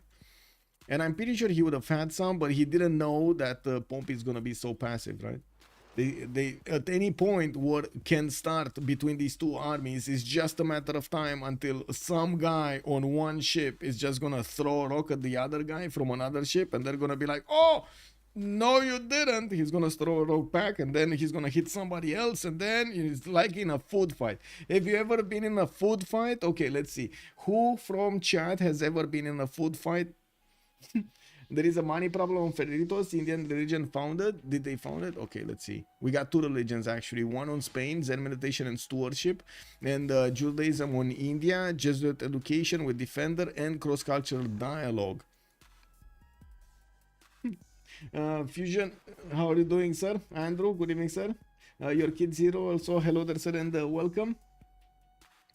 By the way, earlier you didn't answer me. It's the microphone fine?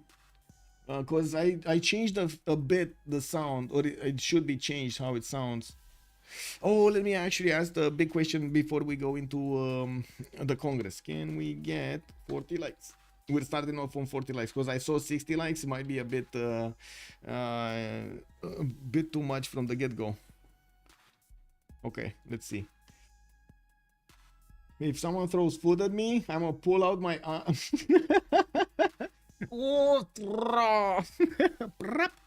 anyway, let's actually see. We got Kiber moving in. It looks like last second before the World Congress. We're going to need to go through the World Congress and then come back. Let's see. This. Okay.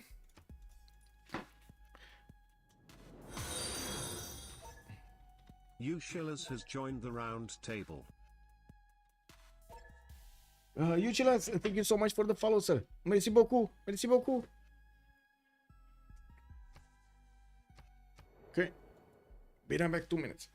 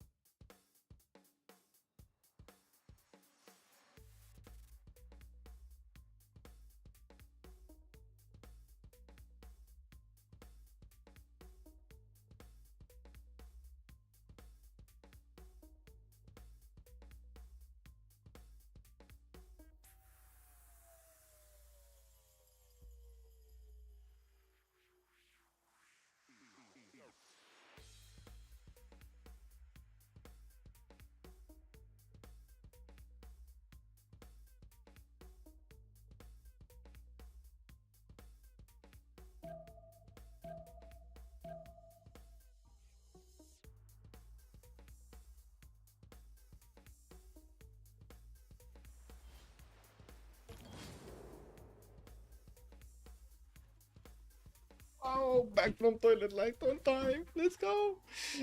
Let's see. Did you go to Colombia? Yeah, Fusion. Andrew, did you go to Colombia too soon? No? Darius Snowball is incredible. Let's actually see if Darius is going to manage to keep that advantage over Titiits. He did manage to snatch quite a few wonders. And looking at the Congress, we do have Oligarchy losing a wildcard policy slot. Gilgamesh will not grow via culture. And then we do have Wilhelmina getting the 2 Diplo points. We do have more quadrims coming around here from Kiber. And I do want to double check on each of their civilizations here. What kind of age they got. Dark Age here on Sprig, 73 science, 48 culture. He's starting to bonk against Fkdn. Daniel is bonking back. And I do notice, of course, Daniel does have 2 admirals, while we do not have an admiral on Persia. This is going to be quite important and will give the edge to Daniel here on the seas. So you can see, even without naval bonuses or not that many, he can still bonk with the best of them. Now we do have him also managing to get the builders out here and gonna get the Hetari for probably some era score points. I don't know if he's gonna do anything. Ooh, he does have more of them actually moving towards the south. Is this gonna be a grand... what is he gonna do here? Oh, he wants to keep the Persian warriors away from his own coast. That's what he wants to do. Okay. Looking at Bartsake, Frinkuri Golden Age this time, he does have 79 science and 40 culture, while he is slowly building up his caravel count in the eastern seas. We did have Kiber retreating, just keeping an eye on the city of Chennai to stop that from happening. They are projecting admirals. Yes, sir, they're trying to get those admirals, but it's 305 points. It's very expensive, and you can see there's quite a tight race between them, like Macedon, Netherlands, Spain, Persia, England, all of them have a lot of points, and I'm pretty sure they're gonna try to snatch all of them, deny them from their opponents here. We're gonna need to see how they play it though. Marius BW, which are up. All of the medieval Renaissance, Renaissance industrial ones. All of the Renaissance industrial ones. And that's how the points requirement did get sped up so much. Who is the next admiral? It's Isun Sin. It's the ironclad one. Okay, we got Macedon getting attacked here. Looks like Daniel is in danger of losing some of his boats. We will probably see a counter attack, and it's gonna go down heavy. He does need to open up a space for another caravel, so I would imagine he's gonna bonk like this, and then bonk like this, and then woo, bonk like with another one. 150319994 has joined the round table. Ojek, thank you so much for the follow, sir, and welcome. Looking at Titiits, we do have him on 110 science and 78 culture, pen, brush, and voice golden age, and did manage to get Emotep. How is this possible? He lost this wonder as well. Man, this guy got a monument to the gods, and he didn't get to build a single wonder. This is a madness. Madness, I call it out right here. He got monument to the gods, and he wasn't there to build the wonders at the beginning. Wait, he got a wonder. He got a wonder. It's a Stonehenge in the city of Engazargamu. Okay. I mean, at least that, you know, at least he got a religion. It's a pretty good wonder. What religions are chosen? Islam, Zen meditation, stewardship on Spain. And Judaism on India, Chandragupta, Jesuit education with Defender of the Faith and cross-cultural dialogue. He did choose to go for religious settlements at the beginning. Finally, AFK game for Darius to win. God bless. KW. I mean, I don't know, man. I'm pretty sure FDLV will do everything they can, everything that stands in their power to win this game. Yes, they ended up on the tilted axis map. Yes, it's a hard map, but they're gonna still try to pull through. Never doubted my man. Legend, good evening, sir. Also, Cupcake, good evening, sir. I noticed you changed your name in Discord. What happened there?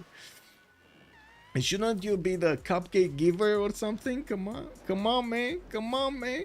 Honda Spaceship, good evening, sir, and welcome. No animal for Indo Bros, just in trouble. Okay, Indo Bros. Oh, you mean for Persia? Okay, we do have Daniel doing significant damage to the Persian caravels, and I gotta point out there isn't that many galleys in the lands of Persia to resupply. We do have 3 turns caravels from Pella. That's a significant amount of production there. It looks like Daniel, 68 points of production, while Spriggan is 143. Okay, that's a problem. With the science he's getting from attacking into these Spriggan caravels, though, this is not funny. We do have to take a look here on Pompey also with 77 science and 39 culture. We do see him moving closer to England, just a tile there, that's it. While he closed off India on the right side, he's going for a massive Sea Dog spam here. We do have 3 Sea Dogs coming off from his cities, and I'm pretty sure he's gonna use his capital also. 1, 2, 3, 4, 5 of these quadrims are ready to upgrade into frigates. It's just a matter of time until he's gonna get that niter going and gonna get that frigate technology. Does he have frigates? He does have frigates, never mind. It's just a matter of upgrading. Looking at Fkdn, 62 science and 37. Wait, am I looking? Whoa! I was looking at the wrong England again. Okay, this is Pompey. 1, 2, 3, 4. 4 of these quadrims on his side. 5, 6 is gonna be built, and the 7th frigate is coming out. A hard build from Liverpool. No Sea Dogs from him, and he's building these boats quite slowly. 7 centimeters has joined the round table. Marco, thank you so much for the follow, sir, and welcome. Dura said Lex, also good evening, sir, and welcome. Kuwait, 300 and 212. Madness! And then Kuwait is saying, no, this is Sumeria. Oh my god, this sounded like it's Sparta.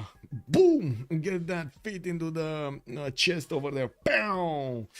Well, we do see on this side, Fkdn is managing to win the naval fight against Sprig, which is going to cause quite a bit of concern in the lands of Freritos de la Vega. They're going to stir some stuff up over here, and I'm pretty sure we're going to need to see Sprig trying to do everything he can to stop this war from reaching his borders.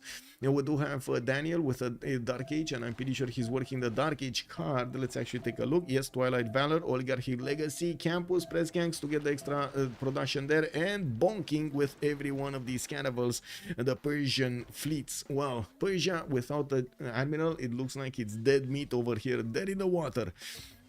We do have John with 91 science and 93 culture. Did manage to get 155 points of production, while he is also 150 gold. We do have him with Penbrush and Voice Coldridge in his second one. 2, 4, 6, 8 cities did get settled. Foreign Ministry next turn, and getting harbor shipping points, while he does have Isodor here next to the city of Madrid. We do have also Darius, 143 science, 163 culture, with 300 points of production, still keeping up not only the point advantage in the status screen above Wilhelmina, but also the production significantly above his opponent there. We do have him with incredible tempo, low amount of space, incredible tempo. Kiber, 90 science with 37 culture, Monumentality Golden Age. He's been fighting Age of Empire here in the southwest, and I do see him upgrading his boats right now. We might actually see him break through Pompey a little bit easier, I'm pretty sure, with the Sea Dogs and everything coming around. And Pompey, I think he's in trouble at the moment, even with his admirals here, even with the same damage, because we do have Kiber getting so many of these boats, and also not only frigates, the Sea Dogs. The Sea Dogs are extremely dangerous because they can capture the opposing units, and well, basically you force your opponent to delete that, to kill that unit of his own, just by being there. And then we go, we almost had one taken down, and you do see Pompey is really paying attention to this. He wants to keep his caravels alive. There's not an incredible amount of damage that's coming from these frigates, and if the caravels do manage to get their promotions, it's going to be harder and harder to go through them. You do need a large number of boats. Looking at the Congress, which we didn't talk about. Oh, we did. Okay, we did talk about this.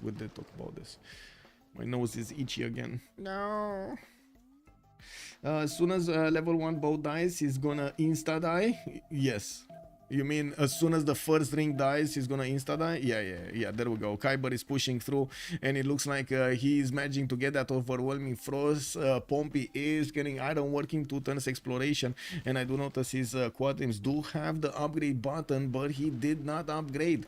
Yeah, we do have him with a bit of a lack of niter on his side, but I'm pretty sure his allies can do it, and now his units are taking quite a bit of damage. Just lost 2 caravels, while he did need to retreat the other one. He's getting zone of control over here by those caravels that are next to the choke. Yeah, we do see that there will be a way to triple shot this caravel over here, and as you can see, he's getting his frigate. That's a bit surprising that he chose the middle one, but I guess he could do it, so why not? He could get both, right? He can get both boats.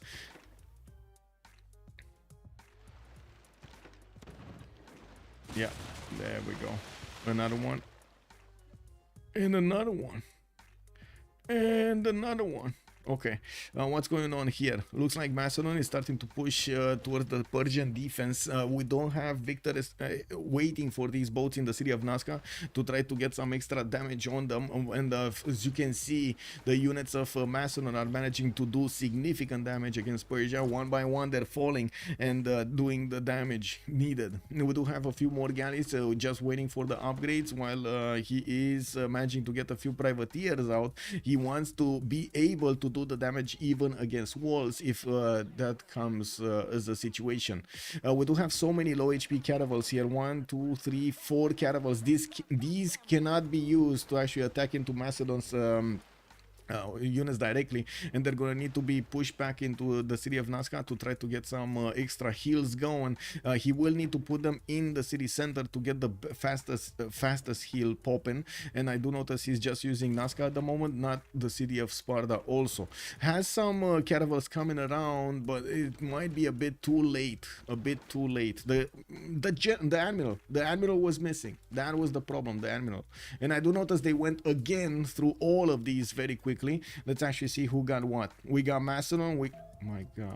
My god, Macedon, Kiber, and Spain got 3 admirals, and then we got the 4th one picked up by Titiits. Unless Titiits will clean the map, there's nothing really helping him on with this admiral. What is he building here? We do have Imote building Kilvakizivani. Okay, that's pretty powerful. That is powerful. What is the... No. There we go. Okay, so another bonking attack against Age of Empire. Looks like he is also choosing to build these sea dogs coming out from Stoke-upon-Trent, and I do notice he still did not upgrade his quadrims into frigates. I'm not sure what the stopper is. Why is he not upgrading? He does have the button. He has niter from his allies. What is the problem here? Why is he not upgrading these? I'm pretty sure gold is not an issue. They have gold. Okay, they don't have that much gold. It's enough gold for like 1 or 2 frigates. Are they keeping gold for something very important? No, Gandhi cannot push here. He already spent the gold to upgrade his boats, the one he needed. Doesn't have the connection to the west, so doesn't care. Over here, we do have Macedon managing to get the ironclad, and it looks like he's going towards the city of Sparta, which is going to cause a significant problem if that city is going down.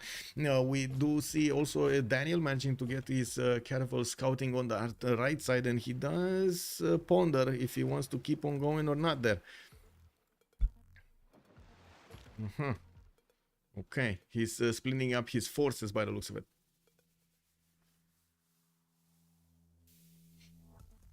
Titiits got the +3 admiral. That was a huge deny. Well, is it a huge deny though? Is it though? Because his ally couldn't get it, right? Couldn't get an admiral at all. So is it a deny? That's what I'm asking. Because already they have +5. It's already a lot more than they could handle. Like on both sides, Age of Empire is being torn apart, and oh my god, we do have Kiber managing to break the fleet of Pompey. Only a few boats remaining here, but he's gonna have the opportunity to take down Stoke-upon-Trent while he's gonna keep on crawling towards the city of London. On this side, we do have Daniel with Macedon showing up a massive performance here going against Persia, Cyrus. Of course, yes, kind of neither of them do have bonuses on the seas, but man, Macedon showing up heavy here. It does. Whoa, did I just see Terracotta activated on the units of Persia? Well, that is gonna give Sprig over here a bit more time to. Oh no, it's not. Wow. Oh, that's a caravel fleet. That's why. Okay. But even without the caravel fleet, he's still losing these boats. Even with the +1 promotion, he's still losing these boats so quickly. I'm not sure it matters in the long term if he got terracotta or not. To be honest, like just look how quickly these boats are falling to the bottom of the oceans, man. Yeah, they're popping their hulls everywhere. Okay, we do have the first frigate upgraded here from Pompey, and I do notice the sea dogs are starting to move in so they can push forward. The caravels are dying very quickly to them, and with the second attack, this is a flanking attack being applied by Kiber to Pompey. He's gonna catch these boats in a pincer movement using that peninsula over there. This is gonna be terrible. Those boats are gonna be attacked from behind and attacked from in front while they cannot move left or right. Woo! Hot gates all over again. No hope for FDLV. That's a hard one. That is a very hard one. Very hard one. I'm not even sure if they could have done. Well, I'm pretty sure they could have done something different on the admirals, right? And I'm pretty sure if Persia secured an admiral, this would have been a totally different story. That's the major difference. That's why people are putting so much, players are putting so much importance on where they are sitting on the slot in the game, on the first slot, second slot, third slot. Who's gonna have those priority points, right, by the game design to actually pick up those admirals? And this is so important throughout these games, especially on the naval maps, but also on the land maps when you're talking about the generals and so on. I would say actually it's much more impactful, like the admiral, the loss of an admiral is much more impactful on the seas than the loss of a general on land. Do you guys agree with that statement? Outside London, you can call it La Noche Triste. yeah, a sad night indeed. Yeah.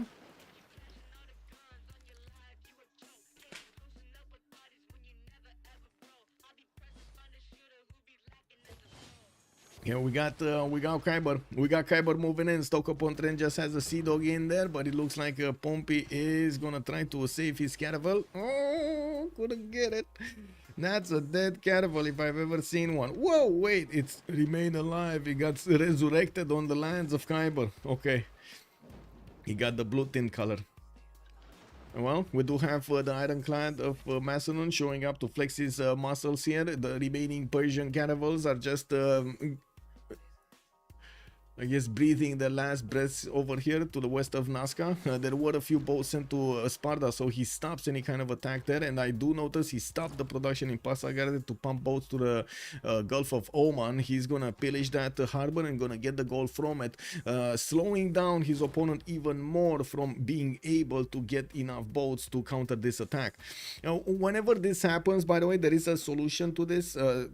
Whenever you're gonna meet an opponent with extra damage on him, there is a solution, and that is a lot of boats, a lot of them, a lot more boats. So basically like 30% more boats than you would build normally, or he has the benefit from. That's a lot of upgrades and a lot of time spent on this. Usually also one of the reasons the players do choose to stay on maybe 4 or 5 cities, like maximum 5 cities, to get the caravel timing, a perfect caravel timing going, not only because they need to build a lot of boats, but also because they need to get the gold, and there's just not enough time for everything, not enough production for everything. They got stirred twice. What, Marius? What was that?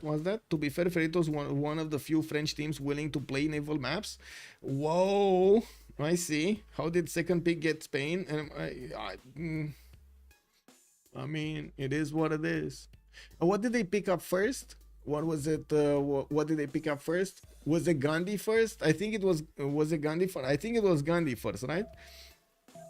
Yeah, I think it was Gandhi first. And then we did see 250 show up with Elizabeth. No, wait a second. No, oh no, Spain was first. Spain was first pick. April, bonsoir, monsieur. Yeah. I was just, oh my god, I realized that just as you were writing it, I guess. Yeah, look like 2-5 was the second team. Yeah. And they picked, I would say, Freritos de la Vega showed up with Age of Empire and Bartsake on Gandhi. Okay, well, it looks like the cities of England are going to be in a terrible position, being pressured from both sides. It looks like also his health is not going to withstand many hits from the Sea Dogs. They do manage to deal significant damage. That city will fall next turn. We do have him also with a spy deployed in that city center, and unfortunately, he's going to lose the extra... Whoa! He's going to lose the extra diplo.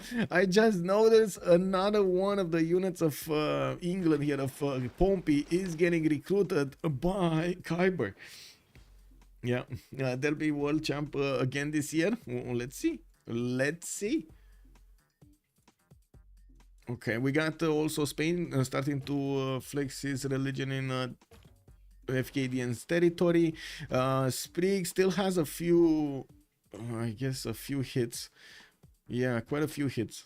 I don't see right now an easy way for Daniel to push through, but I'm pretty sure he's going to start off with this, go through this, and then just keep on going. Let's actually see what he's going to do to break. He still has the full movement, and as you can see, he still has a lot of damage on these caravels to finish the job. It's just a matter of prioritizing who goes where and when, I guess. Yeah, Mr. Toes, hello there, sir. Good evening. I mean, sure, it's not doing much right now except for funding the entire naval war, and he wins the late game naval war away every day of the week, and Gandhi never touched him, cost +5.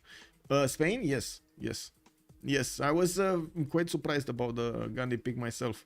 But anyway, it is what it is. It's a very good pick most of the time. I wouldn't really say it's that good of a pick on the tilted axis. I cannot say it with a straight face. And well, we do have also Titiits managing to get a few more points on his side, but still on 137 and 98, while you do see Darius did jump up to 159 science and 207 culture. Sumeria did get Newton and Khaldun. I think that would be the final nail in the coffin. Like, usually there's a significant race for it because those are so important to the players. They do give you such a big boost, and I'm not surprised that Darius does have what he has right now as production and his stats, like the science and the culture. London is taken down. London is fallen. We got Stoke-upon-Trent falling in the same turn, and we're going to need to see if Liverpool is going to fall next. There is a caravel coming around there, and I do notice, well, London is actually going to survive one more turn. This caravel doesn't have movement, that's why. Okay, it's fine. Okay, let's see. East side, do we have? Yeah, no more boats. They disappeared. They started trading, and it looks like the boats of Macedon just had an extra edge. That's it.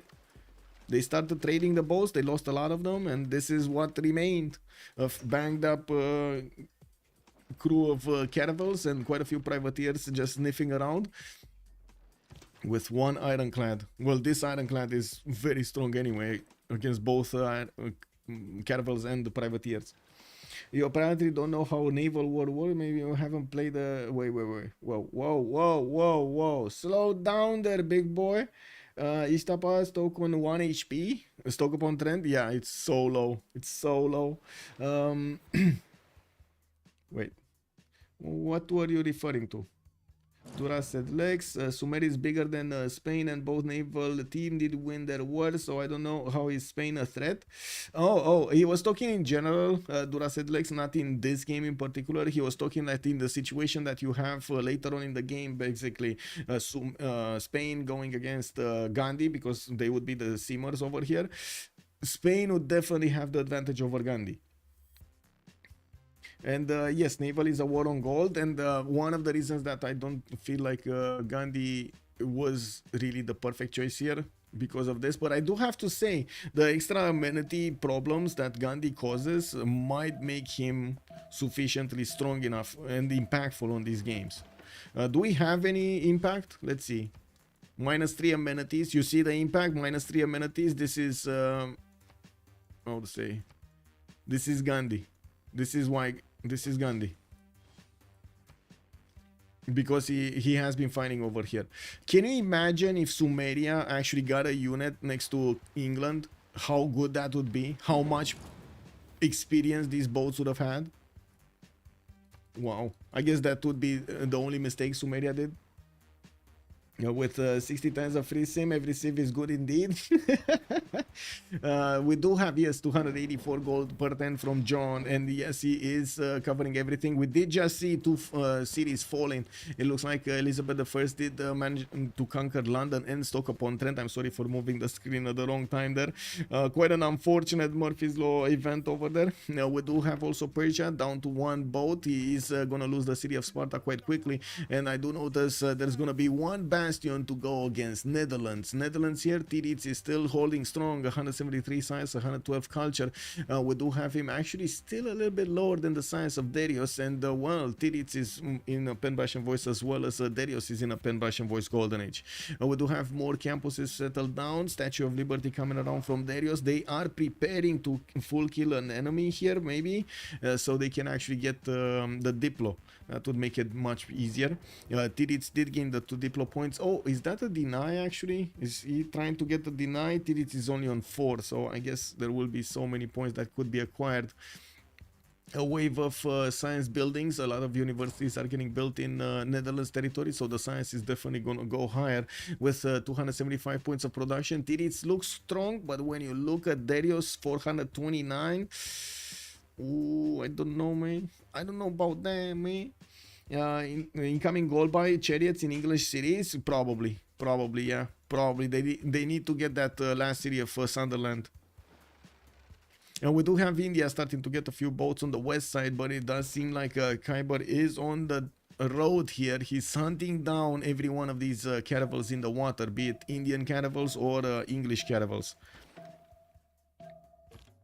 We do have walls going up also in Liverpool. The city can only be attacked from 2 tiles or 1 tile, which is kind of a problem even for a frigate to deal the full damage against that. And I'm pretty sure we're going to need to see what they're going to do with these cities here. Are they going to start buying out land units so they can deal the damage against England, the final nail in the coffin, or not? Okay, looks like Nazca is going to be a city that might be liberated here if Daniel is going to have the opportunity to get 100 easy Diplo favor points. They already did manage to keep enough of them from the previous Congress. His privateers are going towards the city of Sparta, which is, as you can see, losing the majority of his health quite quickly. Passagarde has been kept out of the war because it got its harbor taken down, and there was never a connection city made in the north. Knights are 400 while heavy generals are 125. Yes.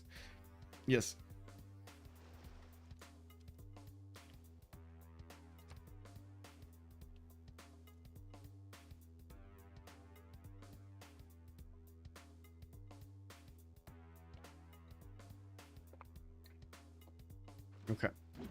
Sumeria getting his theater squares going. Forbidden City being built probably next turn. Filippo Brunelleschi is on the buttons there, and he's gonna try to get it, while I'm pretty sure he's gonna try to also get Statue of Liberty. He does have 2 more charges, so it definitely can help out both of these wonders.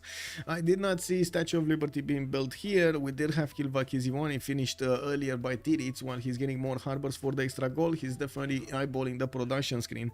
He wants to get his setup going for his industrials. Now we do have Spain getting James of St. George, building up his shipyard count, and of course rolling that production forward. We do have him also managing to get 261, very close to Titiits' numbers, and he's getting Venetian Arsenal. Okay, I mean, that's pretty good. Later on in the game, Venetian Arsenal, if he's gonna start outputting a lot of ironclads, destroyers to go against Netherlands here and finish him. Well, that might be interesting, but again, where connection city, right? Where connection city?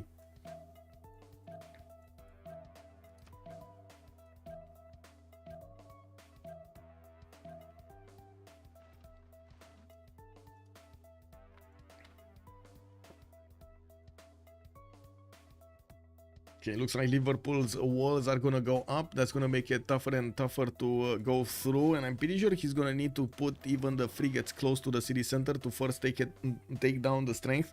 That is 67 defense. And as you can see, the frigates are barely scratching the city center. Yeah, we do have other English troops going towards Indian cities to the west of Delhi. Delhi is protected by hills, so it cannot be attacked, but these cities on the east side are gonna slowly fall. We do have Kiber managing to get a decent amount of boats next to the city of Patna and Srinagar, and those cities look like they don't have enough production to output the boats quickly enough to counterbalance this. Kiber has a secondary force coming in from the north.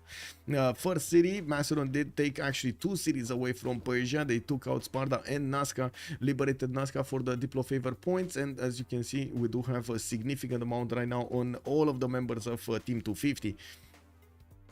Trebuchets are coming around from Sprig. He's gonna try to spend off attacks from Macedon on this coast, and well, yes, we do have some Netherlands. There's 7 provincials, well, 1 getting upgraded here. That's the only one he has, by the way. I don't see another quadrim anywhere. That looks to me more like for era score than actual damage somewhere. You know, we do need to see if there's gonna be a settler made here in the cities of Macedon, so he can connect to the east side and try to get into the harbors of Netherlands.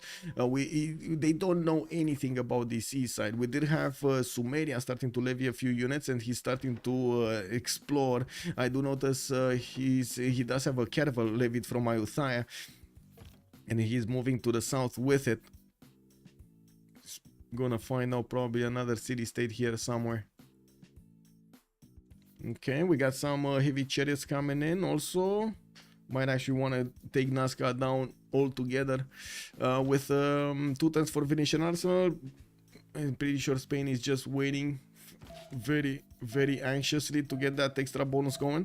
Forbidden City also finishing up next turn on Darius, while we didn't even have it started over here on Netherlands territory. An extra wildcard policy slot is going to be available for Darius to use in his capital city, in his empire, and he's going to be extremely happy with it. Filippo Brunelleschi did go to help out Eri to get the Statue of Liberty, and you could see that he has still a few chops to work. I would imagine he does need one of those generals going for one of those builders going forward. I did see the notification for the culture victory to activate, and it does seem like Darius is 7 out of 38. Oh my god, this is quick. Wait a second, what does he have? Titiits is 120 culture, okay, and what do we have Darius on? 121 tourism. Okay, he has more tourism than the culture of Titiits at the moment. Okay, and he's getting more. Mont Saint Michel going to be built 3 times here. A lot of culture is going to be acquired from all of these floodplain tiles, and I do notice Statue of Liberty is probably going to be finished next time by Filippo. Well, Mumbai is going to be taken down, ripped away from the lands of Bartsake here on the west side, while I'm pretty sure we do have Kiber trying to get to battleships as quickly as possible. He's right now on military science. It's still going to take some time to get there.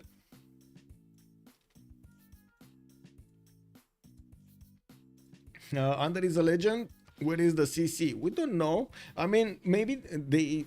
how to say, they are trying to get that Diplo, right? At least that is their last chance. If they're gonna get denied the Diplo, that's gonna be a problem. And wait, do I see Cardiff actually attacking Rotterdam? So wait, he lost Cardiff. John has Cardiff. Oh no, okay, so John has Cardiff and Johannesburg is Darius. Okay, interesting. Wasn't Cardiff Dutch city? I believe it was, right? It was it did have a lot of envoys there. Well, looks like Cardiff's caravels are not gonna take this lightly, and they're gonna go against Rotterdam. We do have some heavy chariots coming out there to defend, getting their feet wet in the water. Not to brag, but put 30,000 points on Team 250. Frankie, 4 fingers. Woo! Let's go, sir. Well, it looks like they're very close to getting a victory condition here, or getting a concede vote from their concede from their opponents. We are waiting to see how Freritos de la Vega are gonna bring this back. Bartsake gonna get industrialization. Spriggan is trying to get it also. Titiits, I'm pretty sure, already got it. We still have Darius managing to get more science than Titiits, from what I do notice. 234 versus 211. Not to mention that extra culture showing up. Quite surprisingly, Wilhelmina at the beginning with his choices did kinda give away that he wants to go for culture with Monument to the Gods, but the lack of all of the bonuses that he would get from the wonders, like, okay, let's count this up. What bonuses do we have on Sumeria? Extra science, extra production, extra builder charges, which turns into extra gold and extra production and time. We do have mausoleum, extra bonuses for great people. We did have Forbidden City, extra bonuses, another great how to say, another wildcard policy slot can be used. This is so impactful in the game. Like, look at that, he can use skyscrapers, Republican legacy, public works, and liberalism at the same time in monarchy.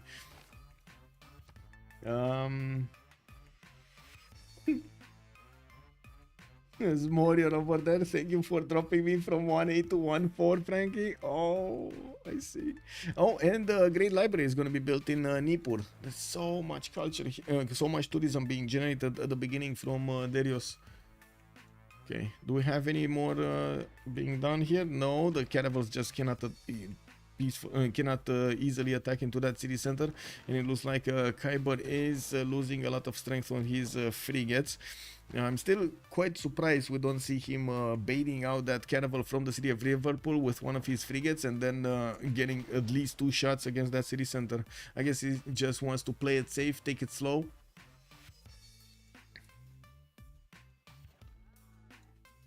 And I don't mean that take it slow from the 2.5 episode. Great Library should have been given to other 500 biddies, 100 biddies. Oh my god! Whoa, whoa, whoa! Content you create.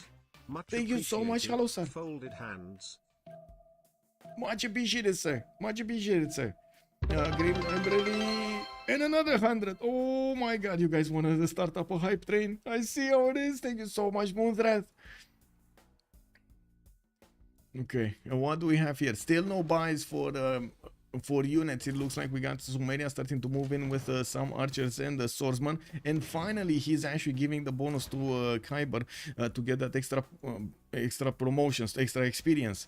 Mumbai is losing its walls, and it looks like the caravel is gonna manage to take that down soon. On the right side, one city did get snapped off the Indian land, while Srinagar is gonna be the next one. There are so many English units that could keep on attacking, so India is gonna be kept over here on 4 cities. We're gonna need to see if he's gonna be totally overwhelmed. While of course we're gonna need to see a landing force arrive there.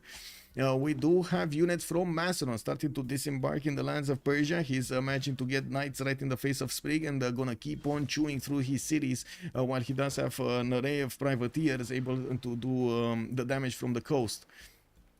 The caravels of Cardiff have been dealt with by the Zeven province and the caravels, while at the moment Titiits is trying to get his production up. 407 points of production does mean he got really close to Darius's 227, 476. How did England 1 versus 2 them? Well, there was a 1-tile choke here that Gandhi needed to go through, so there wasn't really a 1 versus 2. It was kind of a 1v1, to be honest. Yes, I don't know why Stream Elements is doubling the messages. I have no idea why. It's Daniel, but maybe Spain player change his nickname. John. Spain is John. Spain is John. Daniel is Macedon.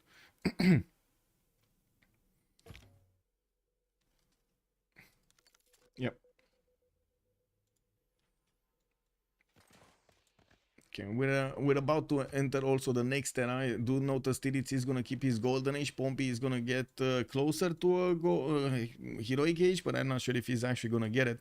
We do have Sumeria bringing Muskelmen to the table here. We might actually see him getting light infantry. Gunpowder just finished on Bartsake also, and I do notice Pompey is trying to get his gunpowder, but it's 8 turns away. We do have Darius getting metal casting next turn and Reformed Church, and I'm pretty sure another city from India, 2 cities actually from India. No, never mind. One did go down to the east of Delhi. Mumbai is going to be next. So India is going to be down to 4 cities here. trying to get some units to fend off attacks, and I do notice there is a safety settler coming out from Pompey trying to get to the east side. If he does manage to somehow cross the seas unobserved by the English troops, which is kind of unlikely, he's gonna get to settle over here on the biggest TD. Well, it's kind of a mediocre TD, to be honest. We got a religion here. What's this religion? Buddhism, divine inspiration, and sacred places on Netherlands that didn't build wonders. I guess it makes sense for the Stonehenge, you know? Okay. It is what it is.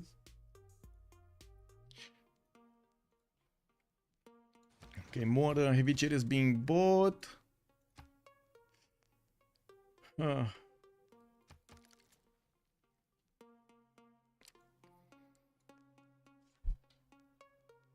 Yeah, this is quite a strong showing over here from Team 250. Now, like at the beginning of the game, I'm pretty sure everybody watching just the map and watching that spawn of Netherlands and seeing they do have 2 versus 1 situations, I'm pretty sure a lot of you were thinking, oh man, we're actually gonna have this third game going. Hello sir, asking about the next Civ give. That's a good question. Usually it's being held on in December, like in the early winter, so I would imagine it's gonna be around Christmas, either like a week or 2 before Christmas. I think it was like 14 days before Christmas, so 2 weeks before Christmas last time. Master Joe, I had to leave when Macedon upgraded caravels. Daniel, too strong. Yes. We never had an admiral here. Spriggan never had an admiral, so he was lacking a +5, unfortunately.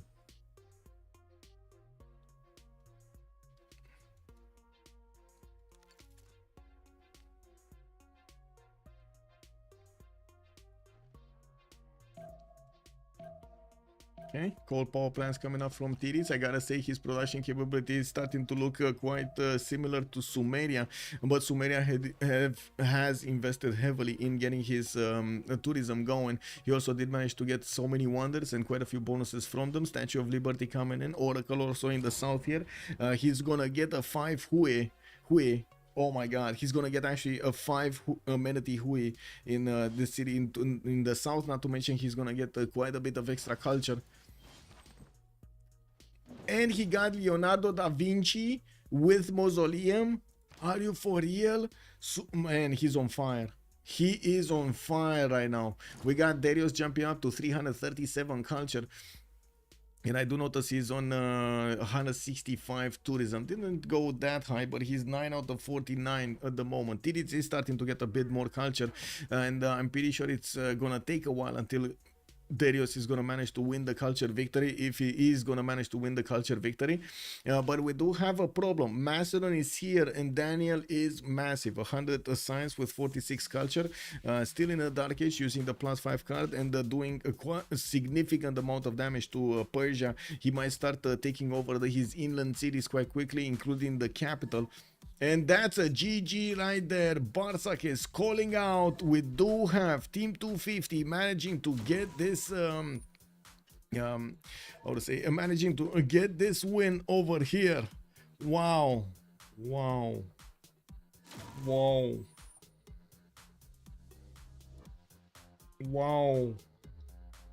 Freritos de la Vega got eliminated in the second stage of the playoffs.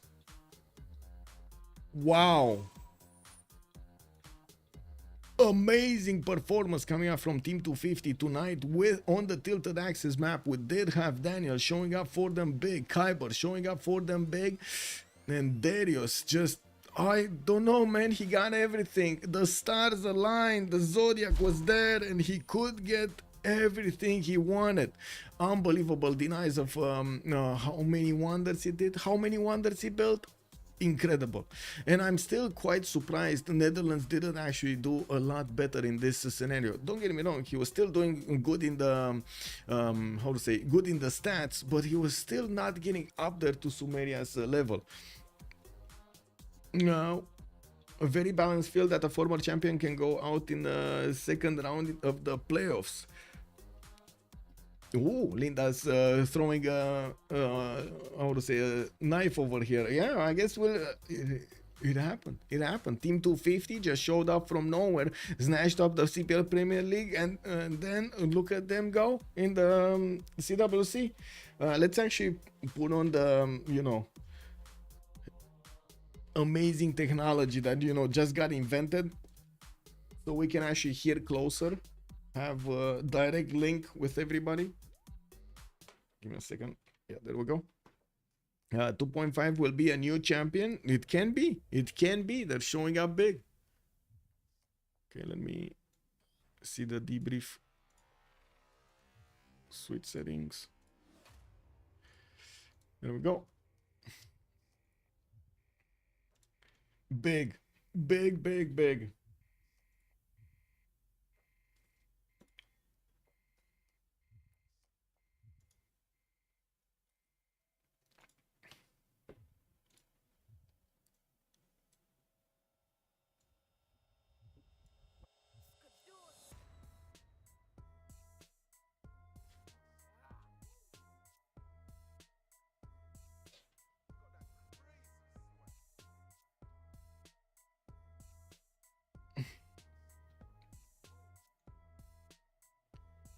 Legenda needs to get stronger. Always. Always, man. Okay. On that. Well, let's see when they're gonna join. If they're gonna join, I'm pretty sure they're still talking to themselves over there. Let's ask a question. Post game.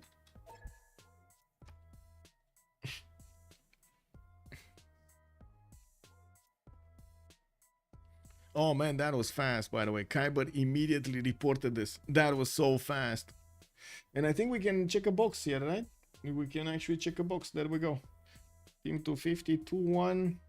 No, actually, wait. It was 2-0. Freritos. Wow.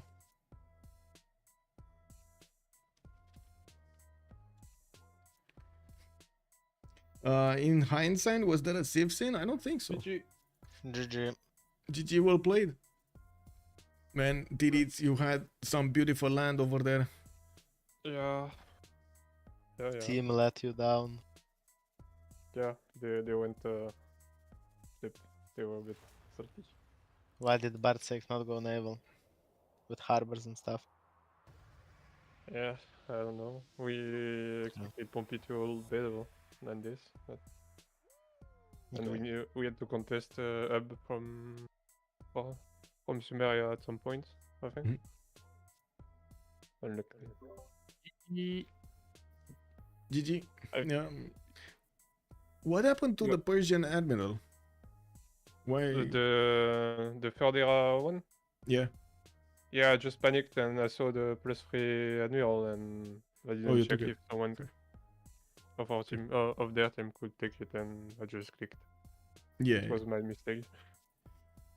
I mean, to be honest, if you hesitated a few seconds, you might have just given it to your opponent. Yeah, actually, I mean, I could have checked their gold. We were trying to buy. Yeah, there we go. Good enough? We were trying to buy, we just fucked up. The project, but that's when he took. Yeah, but I could also tell Spriggan to take it instead of taking it myself. I mean, I could have. Yeah, but he has no boats left at that point, right? Does it matter? Oh, he had enough, I think. Really? Yeah, I think he was like 150 or something. Maybe he had a couple. Oh, I don't remember. yeah, everyone, 3 people on your team had enough to take. Yeah, but it was just pure instinct. Like I saw the +3, I just didn't say anything to my team. I meant that he didn't have enough boats left, no? Like he had nothing. No, I think it was before the. He was retreating at the moment he could take it. And he had the terracotta coming up to turn later, something like this. Yeah. I mean, I probably wouldn't have said it like that. I just like saw that. I don't know. Fuck this shit, man. Fuck this I don't think it would have mattered that much. Yeah. Guys, did rack for terracotta. No, we didn't. Okay. Depression. Yeah, Spain is on this coast and can actually canal to you, so it's like. Yeah. This game is. That's what we thought. Yeah. Also, Spain is going for Venetian probably with the Yeah, he has done it. already. He already has, yeah. Yeah. Yeah, everyone on my team has like insane tempo, so I don't But know. Yeah, we saw surprisingly, Gilgamesh. you have saw so little Gilgamesh. land. We You saw have so Gilgamesh finishing pyramid before turn 40 or something like this. Yeah, yeah, yeah. I mean, the guy was 100 production, turn I mean, 35 or something. I don't know. The guy had like 5 settlers, pyramid, 2 projects for Zankian before first era. Must have Oh, been that's Gobustan, Frito Bananen. yeah. Yeah, That Civ is not balanced, by the way. Like the Pantheon is also not balanced. Like Lady of the Reeds, like there's nothing Nothing is balanced. balanced. Like GG guys, What? GG. GG. messed up. Actually, looking at Darius' land, he has like farms in every city. What the fuck? Yeah, like I don't understand like why do people Look at stop taking the Shipar. Civ? Like the Civ is just dumb. What are those What is 9-4? Wait. Darius, where Yes, did you get 9 it's- food from? 9. It's Monson. Oh, it flooded, I think. This is making fucking How hill much farms, did man. Like flood? what is 9 this? food. I don't know. Where do you see that? Oh, I see. I see. Yeah, he's In starting to Super, make yeah. hill farms next to Ziggurat. Like how stupid is that? It's better than like any other tile in the game. Like what? I mean, we give the Civ immunity to floodplain. Yeah. Yeah. Yeah. I mean that's a great PPG. I'm immune. You know. to flood. I'm just so surprised that like this CWC, a lot of civs that were like really good and they're just like not played. They're forgotten. Like this Gilga, for example. I just don't understand like why are people not playing it? It's just OP as fuck. But anyway, GG's. I'm gonna go. You guys enjoy. GG, your well week. played. GG guys. See you in the next one. Bye bye. And there we have it. We did hear from Daniel. We did hear also from Titiits from Freritos de la Vega side about their troubles in the game. And of course, what did they see? I do have to point out, looking at what did happen in the prediction, a lot of the chat, 70+%, did want to see, did think Freritos de la Vega is going to win this. And to be honest, with so much territory available for them, it would have been quite probable. But it looks like the strategies that were applied by Team 250 were the successful ones on this particular map. We did have such an amazing game, tempo from Darius 227. We also had Philip II managing to get the sim right next to him and the goal for his teammates. Daniel just bonking against Sprig. We did also have Pompey getting out Pompied by Kiber. I do want to thank you also so much for the support of the channel, for the bits, for the subscriptions, for the follows, and of course your continued curiosity that you have over here in chat. Keep asking questions. I do also want to say thank you so much for the subscriptions on YouTube. We do have a few new members, which is amazing. And of course, thank you. I do hope we're gonna hear a lot more from you on chat over there on YouTube chat. Much appreciated, sirs. We do have still the donations ongoing for the winners of the CWC. Right now, the prize pool is at $750.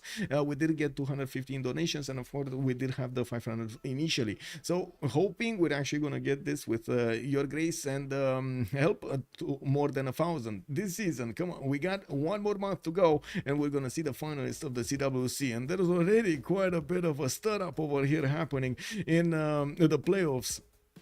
Have a great evening, everybody, and see you next time. Tomorrow, we're going to have the second game out of the first series that we see this time around. Let me actually take a quick peek over here. D-Shark versus COC, I believe we took a look at them. Yeah, D-Shark versus COC. Give me a second.